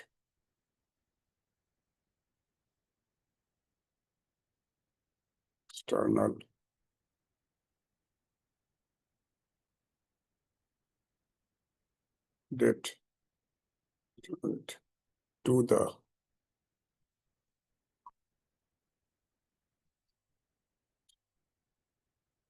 interest of short-term external debt to the export revenue, to the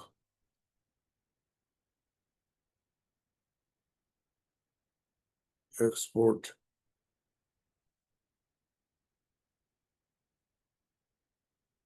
revenue from trade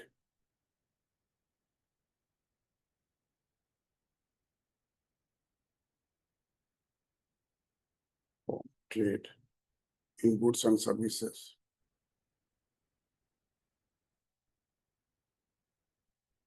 In goods and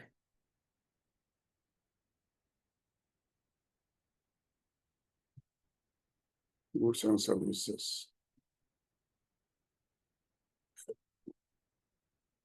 The export revenue from trade in goods and services for the year.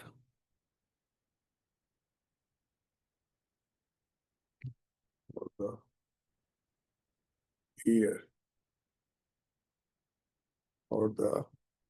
For the year.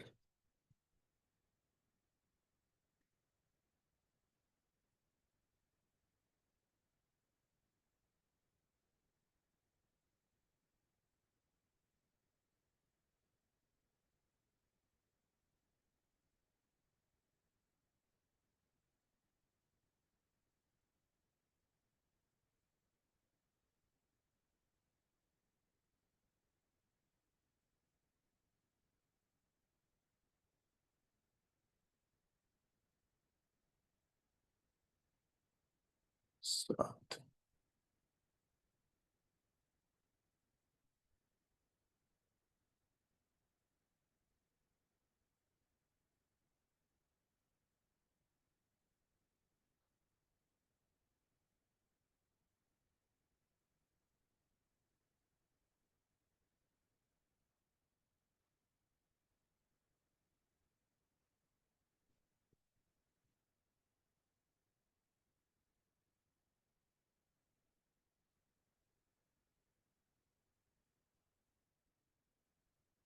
The internationally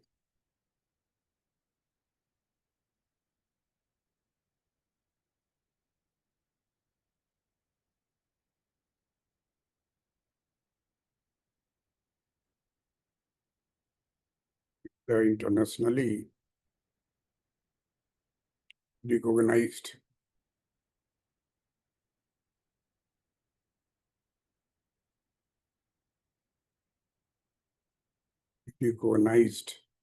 internationally recognized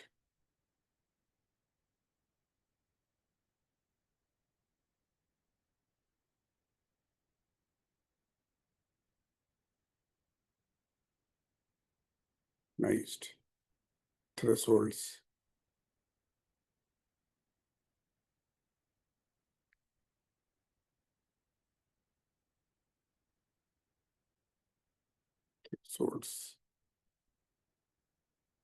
for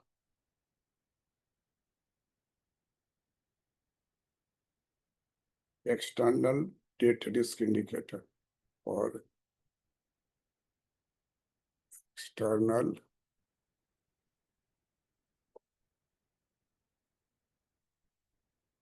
debt risk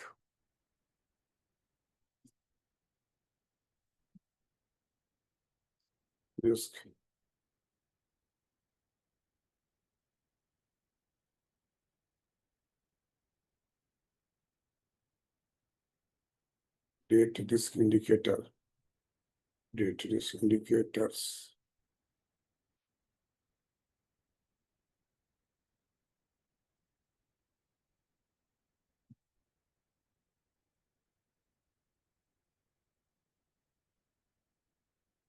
train.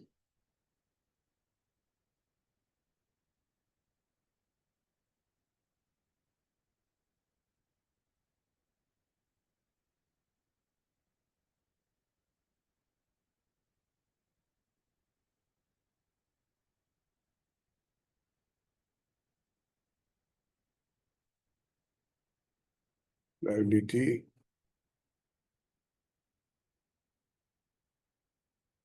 ratio.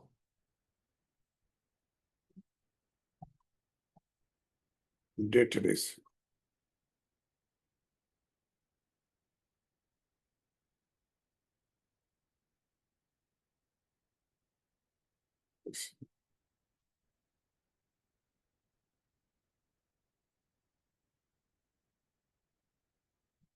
Debt servicing ratio.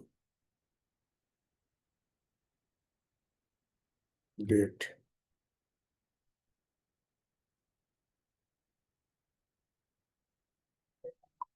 servicing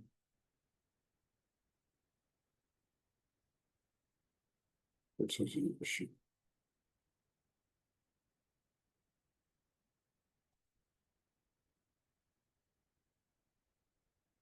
debt servicing ratio, ratio of short term, ratio of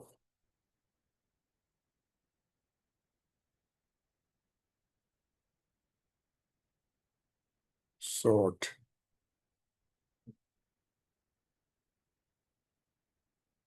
term, term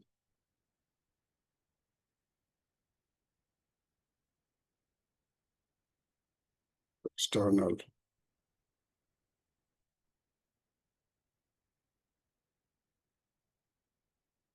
debt to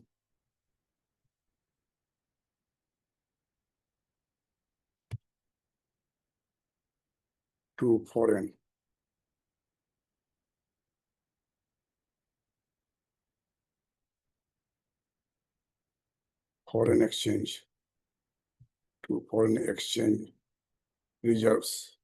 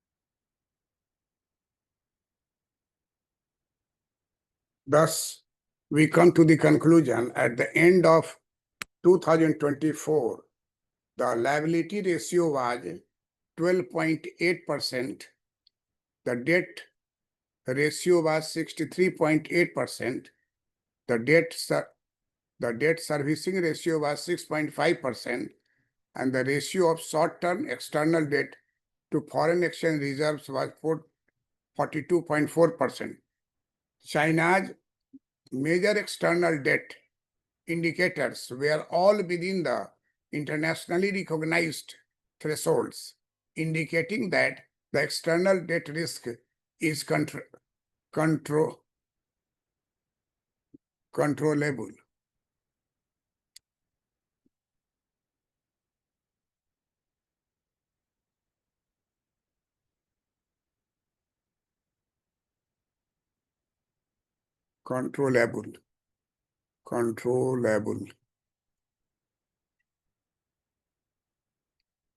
So, the hypothesis of any experts, if say that the condition of China is in tension of debt burden, this hypothesis is rejected by the data provided to you, that such type of a statement that China is burdened by public debt, burdened by debt liability. This is not true. At the end of 2024, the liability ratio was 12.8%. The debt ratio was 63.8%. The debt servicing ratio was 6.5%. And the ratio of short-term external debt to foreign exchange reserve was 42.4%. China's major external debt indicator were all within the internationally recognized threshold, indicating that the external debt risk is controllable. So there is no any risk as such indicated by one of the orators in this Facebook running for the last few days. In that there is one line that China is overburdened by the debt, whereas India is running. So I wanted to examine this, and on the basis of data which I presented to you, this explains that China's position is not laden by burden of external debt. Rather, at the end of 2024, the liability ratio was 12.8%, the debt ratio was 63.8%, the debt servicing ratio was 6.5%, and the ratio of short-term external debt to foreign exchange reserve was 42.4%. All these ratios are under the threshold level. China's major external debt indicators were all within the internationally recognized thresholds, indicating that the external debt risk is controllable. So the hypothesis created by in the lecture, a very attractive sound language settings. I was mesmerized by that contents. But I am a professor of economics, and I am teaching economics for the last 50 years. So I wanted to examine it about the China, because China, US is number one and China is number two. And I have presented in my YouTube channel, Dr. P.C. Verma, economist, that India is number one in case of invisible investment. And US is second in invisible investment in the world. First is India, second is US. There was no mention of China in this category. And Japan is 15th and UK is 11th. You might remember that President Donald Trump with First Lady of US visited UK, made an agreement about the tech investment. That is nothing but invisible investment. Invisible investment and visual investment. There are two types of investment. Visual investment means production of car, production of a scooter, production of aircraft, production of shoes, socks, etc. These are visible goods. Investment for these are known as visible investment. Visual investment means you can touch that product. But what is invisible investment? Invisible investment is, say,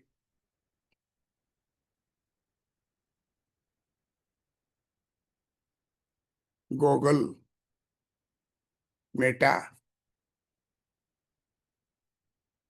writing scripts, crores rupees invested on the script in cinema.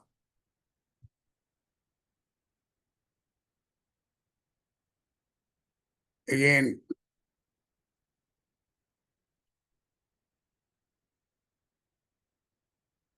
at present, we consider AI related to that. Branding, product branding. All these are in my lecture you can find out. All these are invisible investment. In that invisible investment today in the world is governed by invisible investment. And in that India is first and US is second in the world. Taken 15 countries in the research work by Jonathan Haskell, a professor of economics. Another story and research work I presented in my channel, Dr. P.C. Verma, economist, that India is first and China is second. India is first and China is second in other field. And that is discussed in my back lecture. You can find out in Dr. P.C. Verma, economist YouTube channel. At that time, I was not aware of the fact which is just released by Honorable Lady S. explaining about the India. Very fine, well-built discussion. We liked it. But when she says that China is having the problem of burdened by external debts, then I wanted to test it because China is very, very a strong country in the world. And we all know that number one is US and number two is China. In arms, ammunition, and other things, fighting for war, Putin, Russia is number one and US is second. I have shown that data about these events. So I examined the different aspects of China, then I found that at the end of 2024, the liability ratio was 12.8%, the debt ratio was 63.8%, the debt servicing ratio was 6.5%, and the ratio of short-term external debt to foreign exchange reserve was 42.4%. So, China's major external debt indicators were all within the internationally recognized threshold, indicating that the external debt ratio is controllable. So, there is no tension.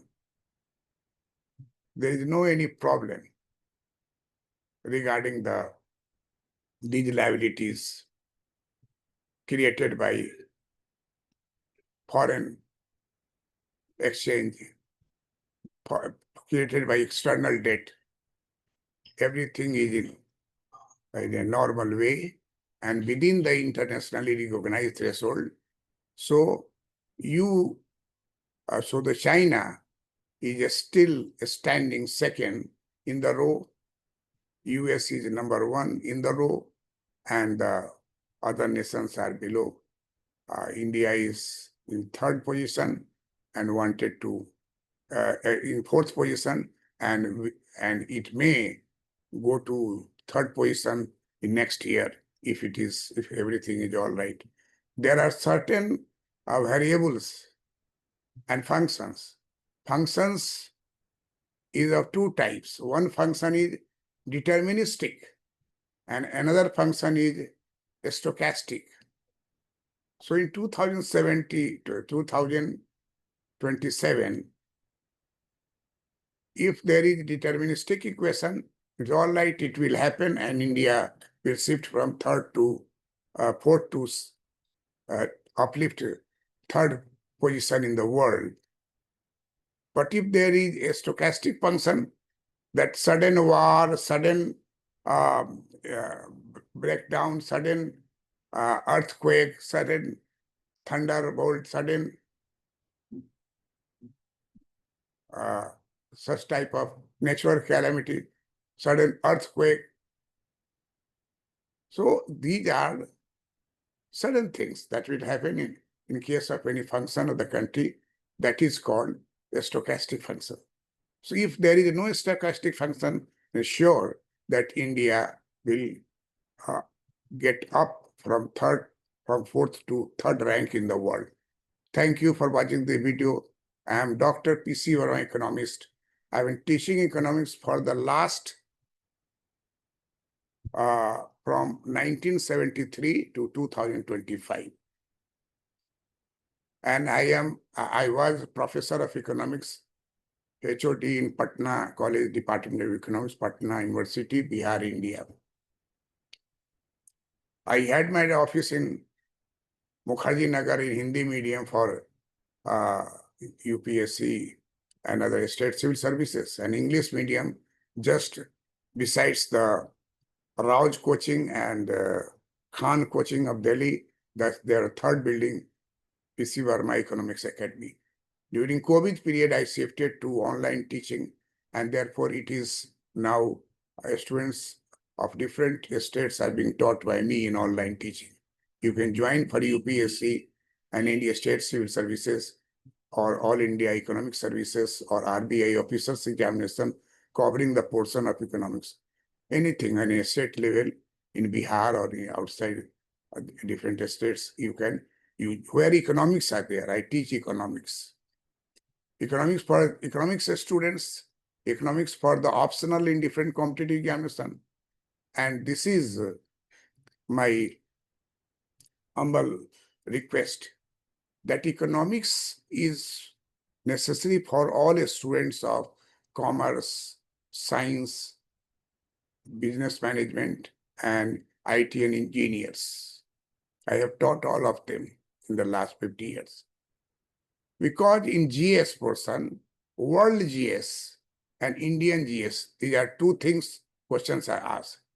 Indian GS, you know that every year there is a publication of previously Planning Commission and nowadays by other institutions under government, every documented, material documented that you have to read. And world economy, that is IMF, IB, WTO, and many things relating to South Asia, West Asia, Russian economy, USSR, breaking of USSR, American economy, its past when it was a underdeveloped country when Adam Smith written a book, an inquiry into the wealth of nature, wealth of nations, an inquiry into the nature and causes of the wealth of nations. It was published in 1776.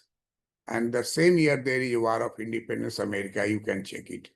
So at that time, America was an underdeveloped country. And how it became developed, that was explained by Alfred Marshall in his book, Principles of Economics, which published in 1890. He visited US. He stayed there for 6 months in context with writing books, Principles of Economics. He found some books there and used it for their book. He sat in the hotel in France and where he was writing his book. And in 1890, Principles of Economics was published. Adam Smith is father of economics. Alfred Marshall is father of microeconomics. And John Maynard Keynes is father of macroeconomics. John Maynard Keynes was invited by President Roosevelt in 1932, Great Depression, when 160 lakhs Americans were on road, unemployed, kicked out from the industry. And industry has enough production. There is overproduction and a factory closed. This is called Great Depression. You always read Great Depression. Every interview, this will be coined before you. 2008, there was depression in America. But the main depression of 1929-32, it was Great Depression. How it was solved by John Maynard Keynes. In very short run, employment were given to the youth who were out from the job because of overproduction, and there is no demand for that. So one by one, all in factories were closed. Adam Smith, Marshall, and now this macroeconomics, John Maynard Keynes. John Maynard Keynes, Roosevelt said, Mr. Professor, you tell me how can you give employment quickly? John Maynard Keynes asked, sir, very quickly you want? Yes. Then he gave a solution. Digging holes in gold mines. Digging holes in gold mines. Call Americans and give them job there. You will be surprised to note that in the process of development of USA, suddenly many gold mines were discovered in Nevada, Colorado, Arizona, Dakota, near California. Suddenly land digging holes and finding this gold inside. Many people from Europe, from other nations, they were in queue visiting US, buying lands and digging it, whether there is gold or not. So Keynes said, digging holes in gold mines will be quick employment and giving money in their hand. They cannot, like doles, beggars, like doles, they buy. No. Americans cannot take that money. So you give them job in gold mines. They will go inside and do what their manager will say. and after 8 hours he comes out, give them $1. This will repeat in 6 months. 50% of the unemployed got employment. Within 1 year and 1.5 years, every 150 lakhs unemployed returned back to the old industry where fire and hire, hire and fire. This is the principle. On for telephone, they will call on your phone, come and join. Or on telephone, you say you don't come from tomorrow, you are fired. So hire and fire policy was there. In our India, or especially in Bihar state from where I belong, from 19, for the last 50 years, Bihar is the lowest per capita income and poorest in all states in India. This condition is maintained. Change of the many government, previously Congress government, then mixed government, then XYZ, many government. But the position is same, that Bihar is the lowest per capita, lowest poverty, highest poverty and lowest per capita. Highest poverty nation is, highest poverty states is Bihar. And Bihar population is nowadays 13 crore perhaps. Understand? How could it happen? The last 50 years, there is no change. You take the Bihar list of per capita income. There is a district in Bihar which is poorest, and there is a district which is highest. We will find out. These two never changed. Highest is Patna town and lowest is Sivhar district. 50 years back till today, Sivhar district in Bihar is at the lowest. My student in economics honors, they work there as a DSP, Bihar Police Service. What is its condition? It's really particularly, this is a micro analysis. So I have seen a lecture in which a honorable lady speaking very high and very heart touchable things are there. Sometimes you will laugh, sometimes you will very, very excited. She said that India is running and China is burdened by debt. Then I did research on this and I presented you that India is running, it is good. China is not burdened by external debt. China is a major external debt indicators where all within the internationally recognized threshold, indicating that the external debt risk is controllable. No problem of any external debt risk in China. That is, I have to say. And we should not say that China is burdened by debt, overburdened by debt. This is not true. That I have to say. And everything is all right. India is running. All those items she explained is marvelous, excellent, and therefore I carried it for the students that you read it and collect from the Google research. The students should also find out whether it is right or wrong so that he can speak.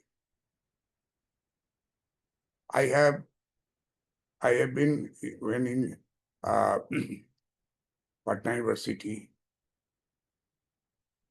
I called many companies, international companies, IBM, Wipro, to hire my students. And at that time, I'm talking about the last 15 years back, the students of Patna College, Patna Science College, are very, very reliable and having knowledge, experience, reading, and they have some type of internal forces to do something. So some of my students in Patna College selected by IBM company, some of selected by Wipro company.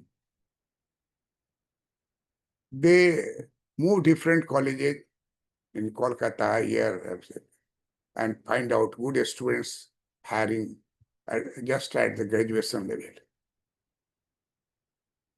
And in the world, even today, US is number 1, China is number 2, India is number 4th in the ladder. But in particular section, for example, in invisible investment, then India is first, US is second. And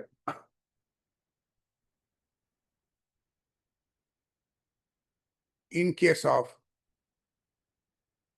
other things, say arms, missile, many are modern. In this, US is second and Putin, Russia is first. All these I have shown in my previous lecture.